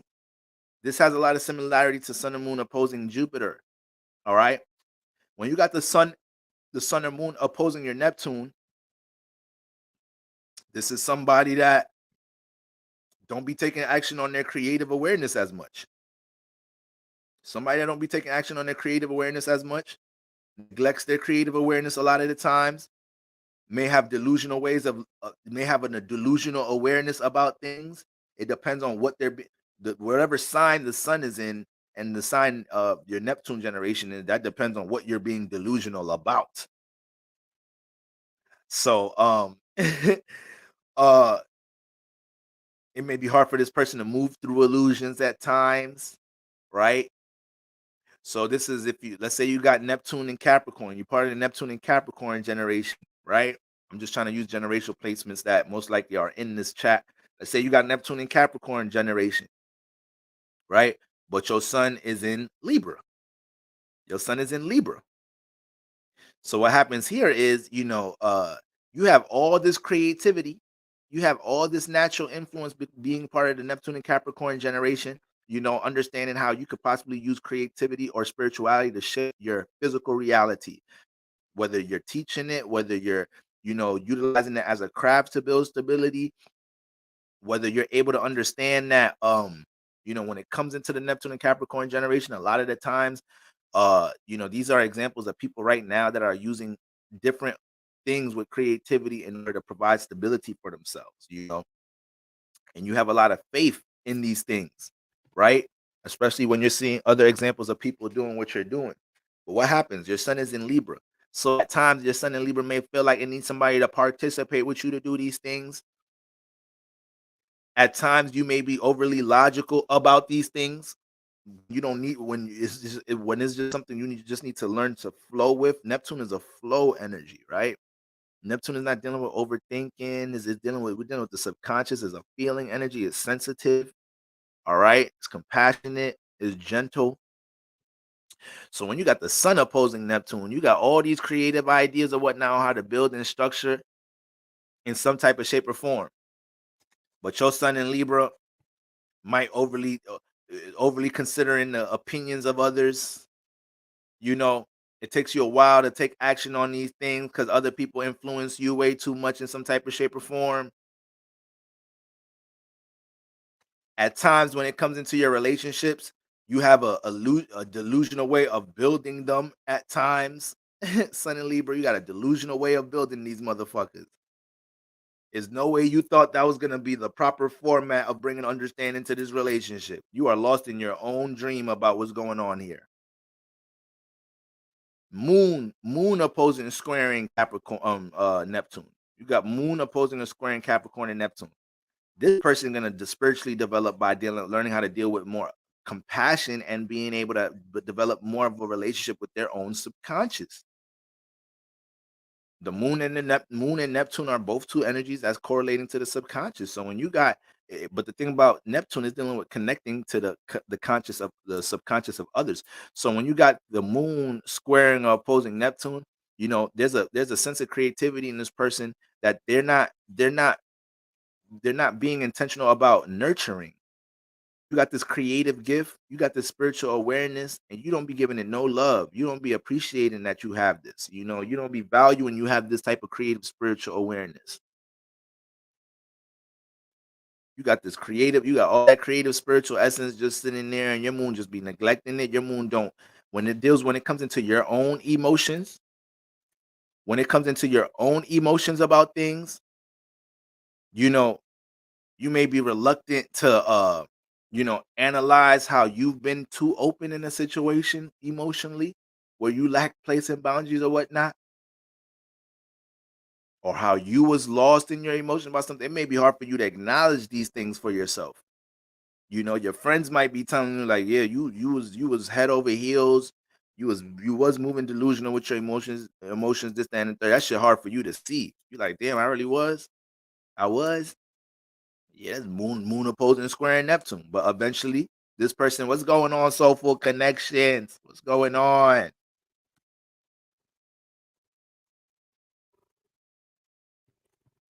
You know. But eventually, when you got the moon squaring opposing Neptune, or the sun squaring opposing Neptune, eventually you start manifesting examples of being the person that knows how to deal with the subconscious or has understanding about the subconscious, whether things dealing with healing, right? Things dealing with transmutation, things dealing with, perseverance of heavy turbulent energies in the subconscious, understanding the subconscious of others in different ways so they can manifest into somebody that truly gets to understand how to deal with counseling with other people, help other people feel more emotionally, mentally stable. And this is another placement, like I said, with Jupiter, sun or moon opposing Neptune, squaring Neptune. This person eventually can turn into a teacher, especially a creative teacher. You know, you're teaching other people how to design things. You're teaching other people how to, you know, uh, do something dealing with creativity, or just simply feeling fulfilled. Feeling fulfilled, being able to shed your awareness and enlighten, or education about something with other individuals. And Neptune is always constantly pulling on you to do that, to connect that to others in some type of shape or form, because it is dealing with connection. All right. And then we got Pluto, the ghetto guru. What's going on, family? Then we got Pluto, sun or moon opposing Pluto. Your luminaries are gonna have to understand how to embrace transformation. No way around it. Your sun is gonna manifest a lot of opportunities the more it learns to let go and surrender. Pluto is constantly trying to get your sun to evolve, shed old skin, release trauma, release insecurities, or work past them. Take action past your insecurities, whether you have them or not.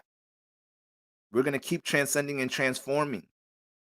So when you have the sun squaring or opposing Pluto, this is somebody that, they may be real stuck to how people perceive them, right? Sun, how you're seen, your appearance. You got sun squaring or opposing Pluto. You might be you might cling on too heavy towards a certain status, reputation, or how you're seen or appearance that you already have, to the point that, you know, when it's time for you to embrace something else that is going to show a different form of appearance now, you're showing other people a different side of you. That may be hard to deal with. That may be hard to embrace, sun square opposing Pluto. So I use myself for example. Like I said, like I've been known as a backup. I say I use this example a lot of the times, but this example explains this alignment. I've been a basketball player my whole life, athlete my whole life, and once I stopped playing basketball, and when I got out of school and I stopped playing basketball. At first, before I started teaching astrology, I used to teach about wellness. I was really just documenting my vegan journey, my healing journey, dealing with detox and fasting. So that was something I was teaching on social media before.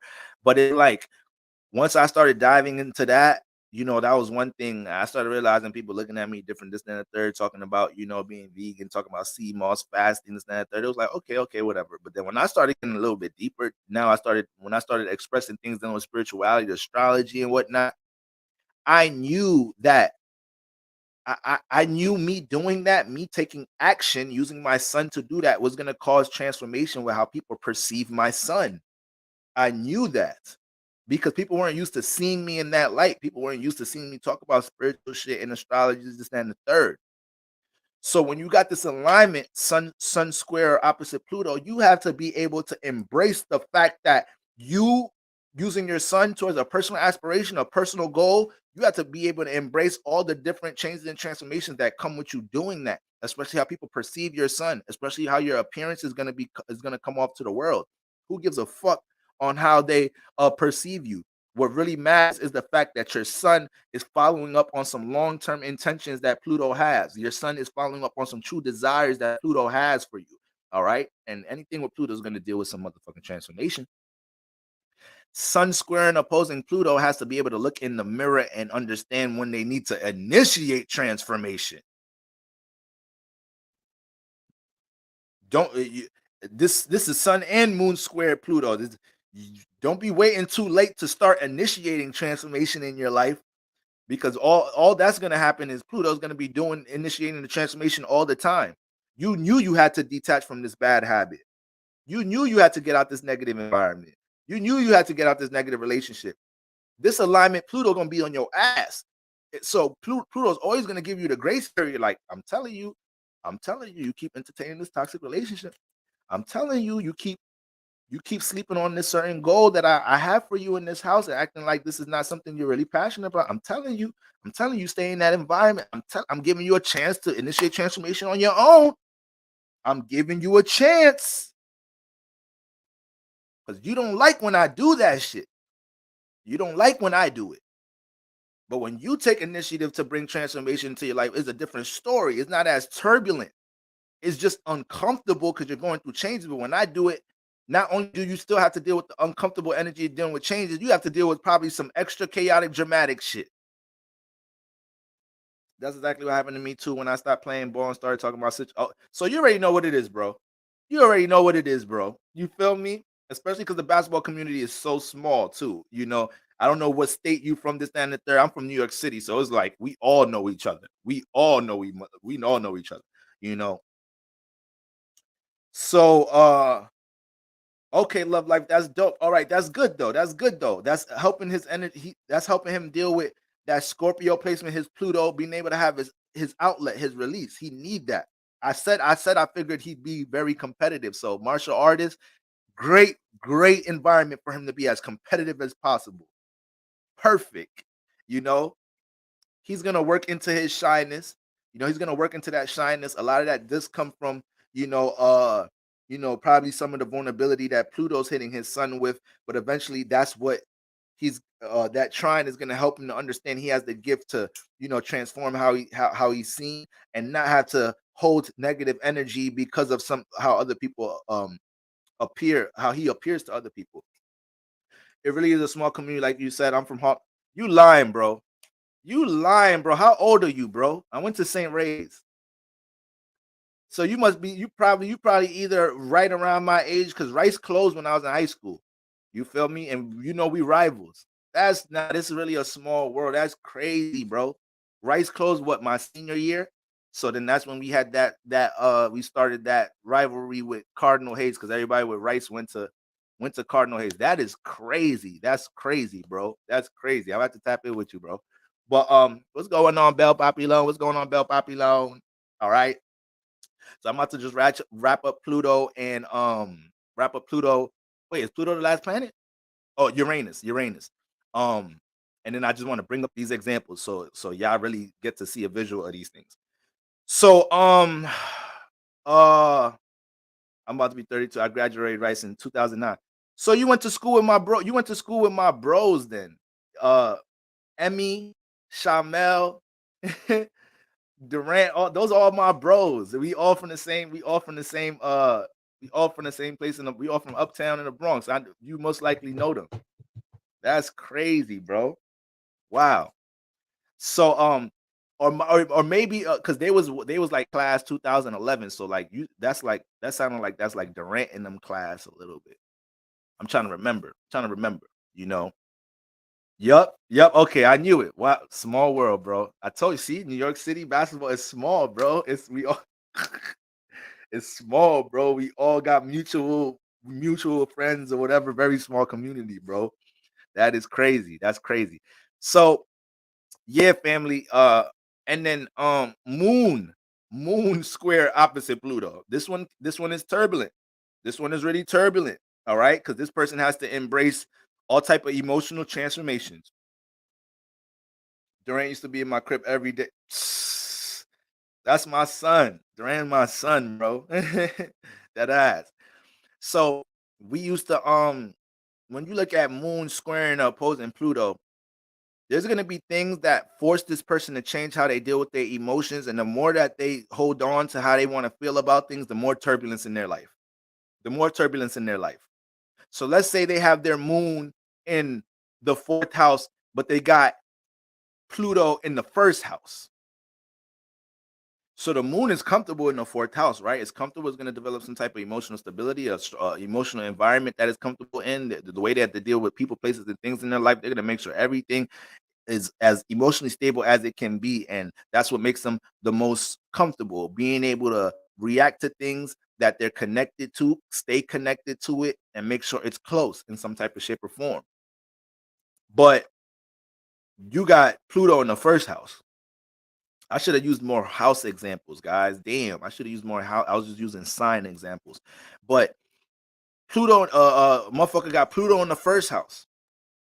So your personal aspirations are gradually transforming. They're always gradually transforming. Different personal aspirations and different things dealing with self-expression. These things are always changing and transforming.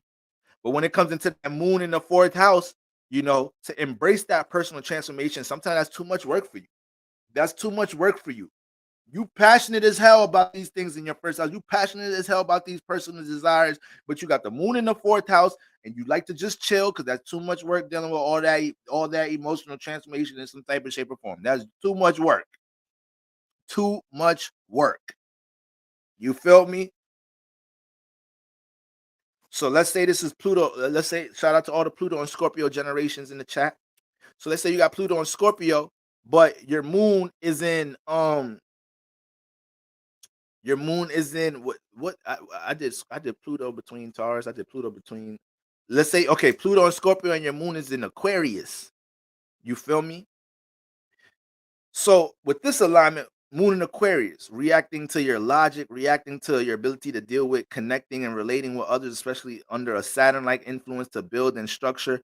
But now you got what's the name? Now you got you got Pluto in Scorpio. So you're always attracting transformative relationships. You're always going to be attracting transformative relationships here. Your ideals on relationships change a lot. But the more that you want to embrace your relationship ideals changing, transforming, evolving. Once you look at relationships from this one linear way, from this one content way, now it's to a point you can't grow with the way you look at relationships. You can't grow in your relationships. You believe relationships should just be this way. You believe that people should always correlate relationships this way, or this is the only righteous way people should be looking at things dealing with relationships in some type of shape or form. But Pluto and Scorpio is always pulling on that moon in Aquarius. It's going to be transforming you to have to let go. You're going to have to learn how to deal with power and control issues in your relationships. You feel me? Especially if you got the moon in, oh man, this could be an extremely, a lot of power and control issues in your relationships. You can be the power and controlling one for sure. You can be the one always trying to gain some power over a motherfucker for sure. So Pluto moon square opposing Pluto can be intense individuals. They can have a high sense of, uh they may have a real strong libido, really really strong sexual prowess, to their vibration in some type of shape or form. And that's something they may have to learn how to get control of too, especially with like an alignment like that, moon in Aquarius, because your moon in Aquarius is always attracting opportunities to be a part of groups, communities, deal with partnerships, right? But then you got Pluto always pulling on your moon. So people can pick up on that intensity when you react to things, where there's a strong sense of individuality you have, and sometimes it be a little too strong. You got to moderate that. You got to regulate that. All right. Let's say you part of Pluto and Scorpio generation and you got moon in Leo. You feel me? You have to be able to embrace transformations dealing with creative self-expression, and how you feel about your art and whatnot. You have, like, if you got moon in Leo, what you're gonna want to react to is your creative expression, self-expression, things dealing with the arts, childlike activity. But you got Scorpio and Pluto. So once you start expressing these things, you're prone to go through different transformations. Either your relationships transform with the things that you express, either how people look at you transform based off of how you express your creativity in some type of shape or form. Uh, you know, um, you may deal with certain insecurities within yourself at times. Woodchuck, appreciate the super chat, appreciate it. When you you're gonna just have natural vulnerability overall. You're just gonna be naturally vulnerable when it comes into being on the stage and expressing yourself. Period. Moon and Leo and Pluto and Scorpio. You damn near feel like every time you get on the stage, something's gonna change or transform, or you may be real changeable. That's the thing. That's another thing about planets squaring and opposing Pluto, especially luminaries. They're very changeable. So sometimes you got to get intentional about what you want your long-term outcome to be with something that you're pouring into, you're connecting to the moon, or something that you're taking action on, the sun. So eventually you have to understand how to either get a bit stable with something for a long-term amount and not being so changeable all the time, but also having to embrace when to transform at the same time. So, like I said, it could be a bit intense here. It could be a bit intense. Moon trine Pluto, yeah, that'll give all of that strong type of real motivated. That Moon trine Pluto, most of the time, don't nobody need to motivate you for nothing. Don't nobody need to motivate you to do anything. You stay self-motivated a lot of times when you got moon like harmonizing with Mars or Pluto in a trine or sextile. This is a power where it keeps you motivated. You're able to dive into your passions and goals knowing that you're finna get transformed, and you looking forward to the transformation, you know. So that's what we got going on with that sun moon opposing Pluto. Being able to learn how to surrender, let go of things, right? Embrace the transformation that comes with your self identity and emotional transformation. All right. Whatever sign or house your sun and moon fall into that squares Pluto, this is where you have to embrace the transformation. This is where you're going to have to embrace the transformation. All right. And then lastly, sun and moon opposing squaring Uranus. Uranus.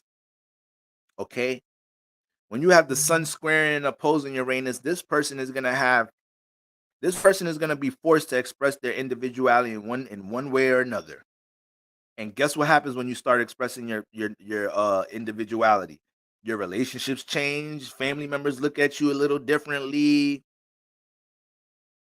may feel a little outcasted in the world. But guess what? You not expressing your individuality, you not working that square, that opposition between the sun and Uranus. That's what's going to keep you even way more comfortable, because now you feel like you're living in a shell of yourself. Now you feel like you're a bit caged, because every time you're trying to jump into some form of expression about something that you're individually into, something that you know is pretty different about you, something that only correlates to a few people in the world, something that's not mainstream, and something that's taboo, is not spoken about a lot. When you got this type of alignment, it makes you feel nervous that your close relationships or familiar relationships or how people view you is going to change, and it will. And it will change. It will. Your intuition is telling you right. But at the same time, that's only bringing you closer to tribe. At the same time, that's only making your spirit feel more refined in its individuality. And then what's going to happen is eventually you become more comfortable with your own individuality, and then people start looking at you, and now you the one that trigger people. Now you start to become the one that trigger people, because others start looking at you and they're like, damn. Like, for example, there's a quote. The rapper Talib Kweli was doing an interview, and he was saying that, what's the thing about Kanye West? Kanye West is the type of person, he's so confident when he walk in a room, he makes you question how confident you are in yourself. This is eventually what starts happening with this alignment. Eventually you start becoming this example to others that's dealing with some form of strong form of individuality, a strong form of not giving a fuck about something because you embrace something that you're into, whether it's a creative thing or some form of awareness, something you choose to do for career that's out of the norm. And now other people, now you triggering people all day, every day, and then and extremely influencing other people, because now other people look at you an example like, damn, you know, that's dope that this person can have the type of confidence, or that's dope that this person is so confident or so trusting of what is it that they're individually into, or how they personally feel about themselves, or how they're portraying themselves to others, knowing that not everybody has these beliefs that they have, not everybody expresses themselves the way this person does. But that's what becomes so influential with this alignment.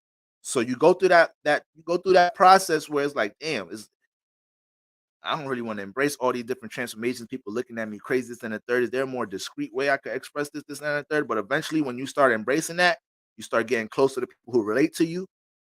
You start realizing that you're a motivating, influential, inspirational influence to others because you start helping them to believe in the things that that's individual about them. You help start helping them to not give a fuck about things. You feel me? Yeah, yo, the ghetto guru. I already know, bro. I already know. I already know. Like dead ass. I already know. Like it's real nigga shit. That's real. Trust me. We could talk about that shit for days, bro. You know. That's facts, Kaylin. Yes, this resonated when I first started expressing my love for astrology. That's how it is. Like I tell y'all, we are this small. We're this much. This is how much of us is in the community, y'all. So then when we get into the moon squaring opposing Uranus, this person is gonna have to kind of get stable with the emotions. This is another placement where um it's finding that middle ground between being changeable all the time, but also knowing when to, get a bit stable in something that you're dealing with in some type of shape or form, right? Something that you're building, trying to gain power over, trying to claim your power with. This alignment can make somebody change a little unstable. So you got to kind of force yourself to get a bit stable a bit. But when you got the moon squaring opposing Uranus, you could be a little bit emotionally unstable by default. You could be real impulsive with the emotions here. You could kind of be erratic. You could have a radical nature in some type of shape or form. And you fall on the spectrum of having to find this middle ground. Either you're too extreme with your emotions, or at times, you might suppress the emotions in some type of way because you feel like they're hard to relate, they're hard to connect, you know, because you feel like you have such a unique individual way about feeling about things, and you don't really be seeing people react to things or deal with their subconscious in this type of way. May make you feel real misunderstood at times with Uranus squaring the moon. So what this person has to eventually get comfortable with is being their true selves. I got the moon conjunct Uranus, so I don't give a fuck. Like that's who I am in the bottom of my heart. I really don't give a fuck. I really sometimes I'll probably be real impulsive with certain things I say on camera and say up here to y'all family. Sometimes my Libra energies starts looking at what the fuck I was saying, like, damn, I could have delivered that better. Damn, I probably triggered people with that. But deep down in my heart, y'all, I know what intention I'm saying these things. I'm saying these things. I could be intense, but I express things from a positive intentional space, from a motivating space, from an empowering space. My little soft ass Libra sun sometimes want to tone it down a little bit, but then that's when the other side of Scorpio kicks into my cusp, was like, nah, nigga, that's how you got to deliver that shit. The fuck, my little bitch ass Venus and Libra. It's the Venus and Libra, excuse me. That's what the fuck it is, you know. But yeah, that's who I am at the bottom of my heart. I was ready to embrace all transformations with me talking about some fucking spirituality or some shit, this, that, and the third. So if you have the luminaries harmonizing with Uranus, you naturally can get along with relationships and things in your external realm transforming because you being you. But when you got the moon, you have to get comfortable. You have to get comfortable with being the outcasted one. You got to get comfortable with that shit. But now that you're spiritually aware about these things, you understand that you're going to attract more positive relationships in your life, more relatable relationships in your life due to you being you and not feeling like you have to conform to your social environment or the people that you surround yourself with. My youngest sister has moon conjunct Uranus as well. And in Pisces, look, yes, very accurate. Doesn't help with all my Scorpio placement. It makes all more deep feeling. Yep. Yep. So that's how that plays out, guys. And now I just want to share some examples with y'all real quick, and we're gonna wrap this up. Okay. It's just a couple of real brief examples, but I think they're really good ones. All right. Um, Malcolm X. So that's why I made him this is why I made Malcolm X today. The this is why wait, okay, y'all can see it. This is why I made him the thumbnail, because Malcolm X has moon Malcolm X has moon square Jupiter. You feel me? He has moon square Jupiter. So he got the moon over here at this like Taurus Aries Taurus cusp, and he got Jupiter in Capricorn.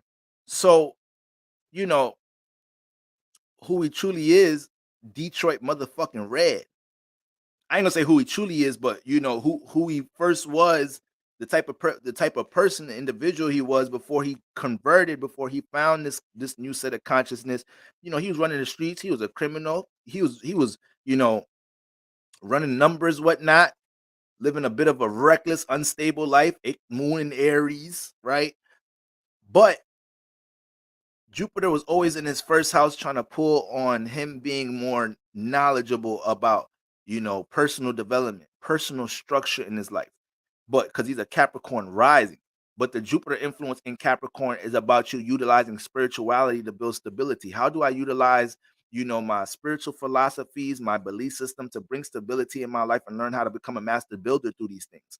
So eventually, he went through his phases and that moon in Jupiter kicked in, and look at his transition, look at his transformation from a hustler, from a criminal into one of the most influential teachers, leaders, you know, activists of all time. So that moon in Jupiter energy was always pulling on him now look now when you think about Malcolm X, right?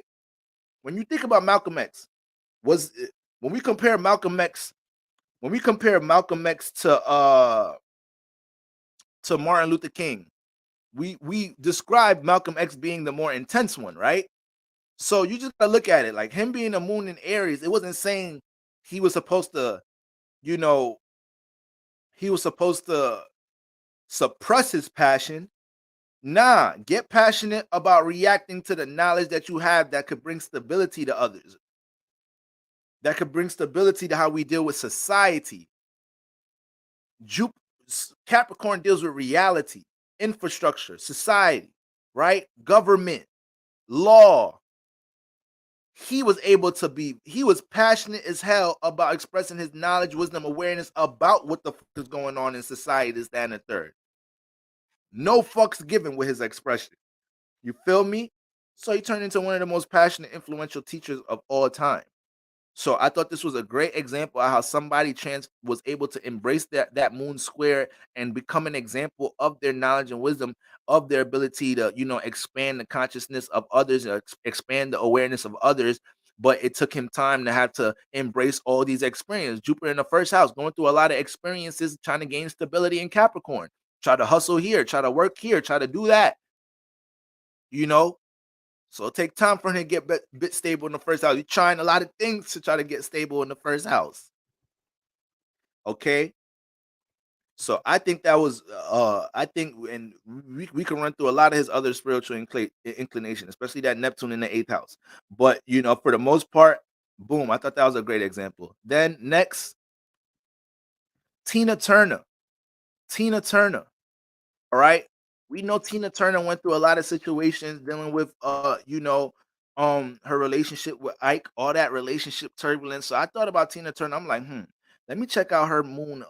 Let me check out her what her moon is dealing with just to see why she attracted so much turbulence in her relationship life. Tina Turner is a moon in Gemini in the 10th house and is squaring Mars in the 7th. Mars in the 7th house is good for, intense relationships. Mars in the 7th house is good for transformative relationships, attracting single-minded individuals, and constantly constantly dealing with power and control issues in your relationship. Crazy thing about it, Tina Turner's moon is in the 10th house. So because her moon was pulling on Mars in some type of shape or form, her relationship life was broadcasted. Obviously because who she was dealing with, obviously because who she was dealing with, her husband, Ike, was actually a part of the group, so it's not like it's just that they were dating and it just trickled in there. But planets in the 10th, they get broadcasted.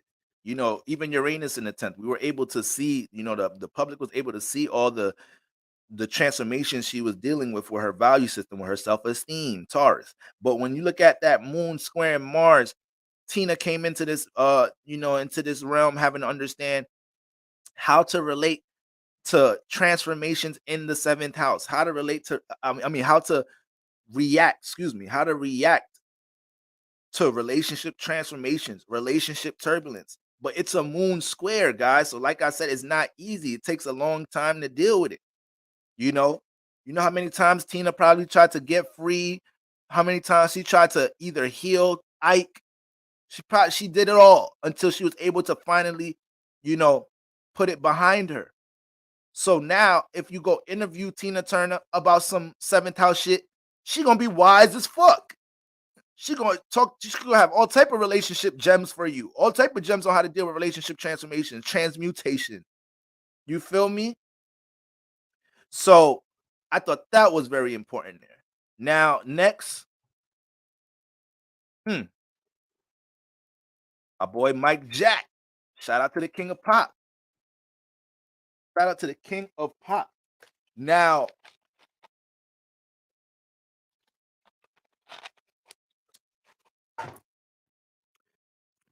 when we look at now, is all of these people have multiple alignments. So I was really trying to use the ones that best describe, like that we could visually see from what we know about them, right? Michael Jackson was the first house Pisces moon.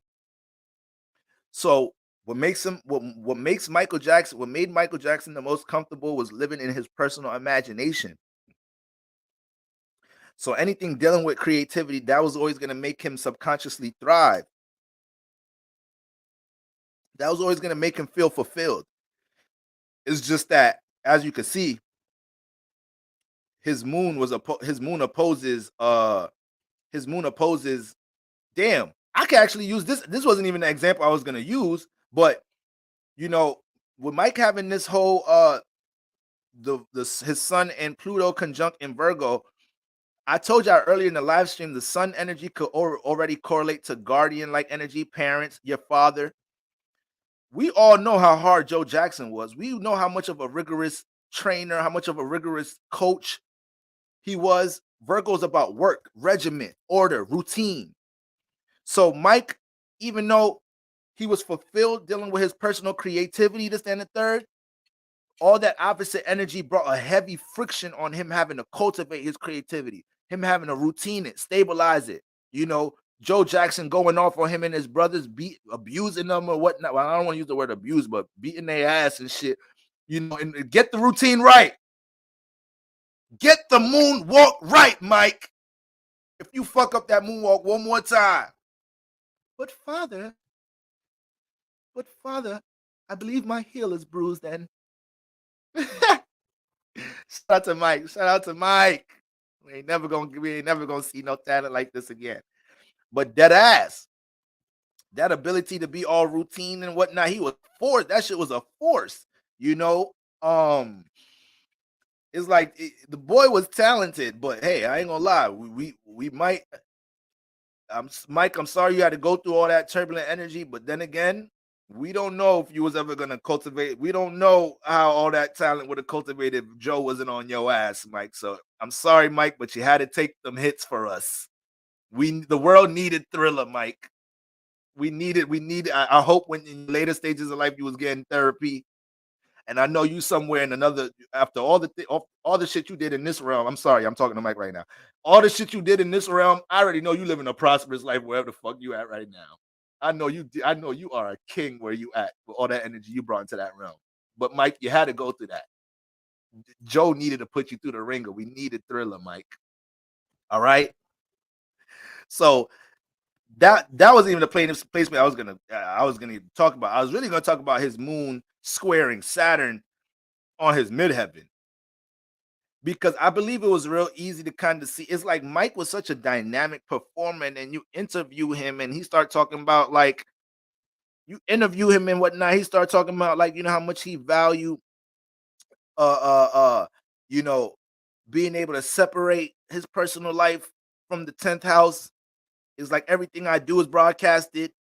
I really don't have no personal life. Like it's impossible for me to have a personal life. So Mike had to learn how to restrict the 10th house at times. He had to probably learn what listen, y'all, that man did not die from natural causes. I'll tell you that right now. He did not die from no goddamn natural causes. There was a lot going on with Mike and publishing and masters and the masters he owned and whatnot. Mike was about to start this powerful black, record label too. And that was really gonna fuck some shit up with Jewish record labels and all that. They couldn't have that. Why you think Prince not here no more? These are all things connected to elites and higher ups in control. All right. But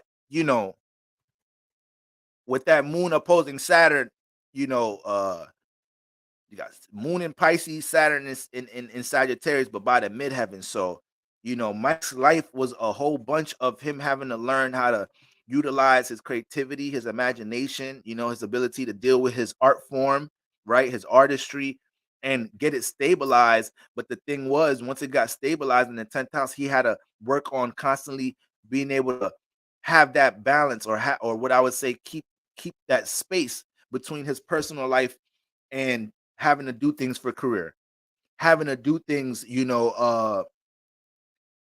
dealing with, who he's working with, probably having to overthink who he's doing business with all the time, So it's one thing with him having this talent, but we don't know what Mike was dealing with in the back end of things when it came into publishing, this, that, and the third, people trying to take power and control of his records. We do not know what he was dealing with, and I'm sure it was intense. Right, Marsh Empress said he hated touring. And touring is one of the most interactive. You interacting with your fans. You're taking pictures, you're signing things, let alone the performance, the things you're doing before and after each show. So it's not like Mike wasn't a relatable person, but he was stripped of a personal life. For the most part, he was stripped of a personal life. Where's his fourth house lord? Gemini. His fourth house lord is in the sixth house, Mercury. So even in the fourth house, when it came into his home environment, he always had to work. So his creativity probably got to a point where it probably started feeling a little bit unfulfilling, you know? So, but that moon opposite the moon I think that's it's so easy to see how that played out in Mike's life. The moon in Pisces opposite that sun Pluto conjunction in Virgo, and then when you correlate, the fatherly energies by that sun, and you see how tough his father was on routining them, working them, scheduling them, all in the sixth house. That's a lot of intensity, but that intensity cultivated the potential diamond he turned into. I ain't gonna lie. So yep. Now, was that the last example? No, I think I got one more. My guy, Mr. West, Kanye. Another Pisces moon. All right. Another Pisces moon. Now, Kanye shit is deep because if you guys remember what I was saying about, moon squaring Neptune and Jupiter, I said both of these energies, I told y'all both of these energies are going to share a lot of the same properties. This is somebody that's going to have to learn to embrace their imagination, and they're going to have to learn how to apply their knowledge and wisdom, and be seen as a teacher in some type of shape or form, whether it's a creative teacher, artistic teacher dealing with spirituality in some type of shape or form. So Kanye got his moon squaring Neptune and his moon squaring his sun and Jupiter. So if you guys,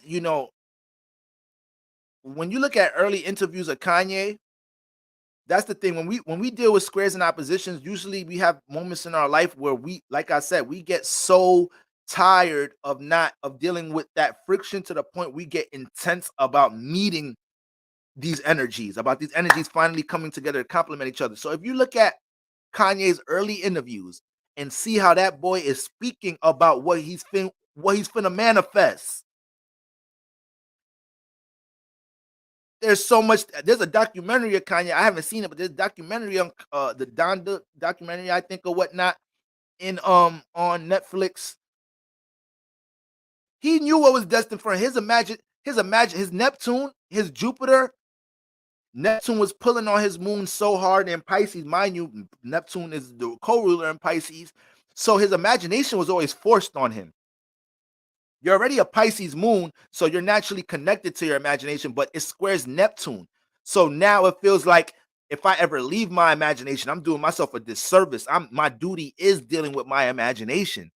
My duty is reacting to my creativity. And I don't give a fuck about what's going on in the physical realm. I really don't care.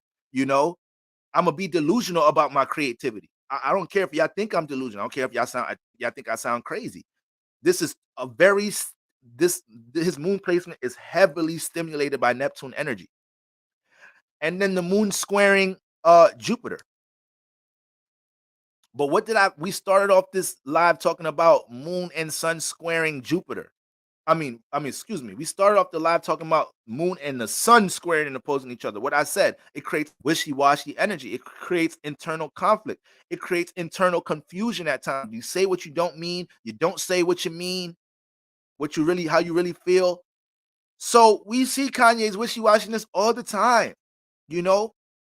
And I use this example too. I don't remember what planet it was, but when I used the Gemini and Pisces square example, I don't remember what planet it was, but I think it was like I forgot what planets I used, but I did say this alignment creates a lot of mental, emotional confusion. But boy, are they going to be so inclined creatively, and they may feel like they need to use creativity to connect with others and relate with others and express themselves. So, Moon square Jupiter, you see, even though Kanye is a real religious person, reacting to his belief system and expressing it too. So he's a moon in Pisces. He ends up expressing his belief system through music. Motherfucking biggest song is Jesus Walks. All right. And then we got moon squaring Jupiter. He was not finna deprive his experiences dealing with creativity for none of us. For no air relationships in the world. Mercury, Gemini, how you critique him. He don't give a fuck about none of that. So when you look at Kanye West express himself and speak, yes, he is in his own imagination. Yes, he definitely is. And he's learned to get comfortable and embrace it. He is definitely in his own imagination. He knows he been you, y'all look at him crazy. He been you that. He been you that. There's nothing new. Nothing new. He's been dealing with that energy since before he was famous. He most likely was dealing with people looking at him delusional before he was famous. You got Neptune and Jupiter both squaring the moon. This energy is such a force to deal with experiencing your creativity and making sure you dive right into it. Become studious about your creativity. So learning to play the piano, learning to make beats, this, that, and third. Look how studious he is dealing with understanding music on top of having a natural gift of being a Pisces moon in the first part and having that type of influence dealing with art. You know? So family, let's make sure we check that chart. Let's make sure we understand what aspects, what friction we have dealing with our sun and moon, and understand us embracing these things. Is what is gonna transform your character, and that's usually why we be hesitant dealing with it, because we know we finna change. We know we're finna change our beings, but we're finna change for the better. It's just that sometimes it's hard to let go of things that we're already familiar with, things that we're already connected to. All right, guys. So today was a long one. We was back to a long live stream today. I know y'all was giving me some grace lately. Okay, Bora, I see you keeping nice brief, not no long with the live streams. You feel me? But yeah, today was more of a deeper dive on these energies, especially because I was trying my best to give as many examples with all of these different placements. All right. But yeah, guys, you need to know what's squaring the luminaries, because this is a huge indication of what you're here to utilize and connect to and understand and embrace and not run from in order to spiritually develop expand your consciousness, your awareness, your sun, and develop a more heightened frequency vibration. All right, guys. All right, family. I might have to take it. I got to jump into a reading right after this. I'm going to sleep early tonight, y'all. I was going to sleep early tonight. All right. Love y'all, fam.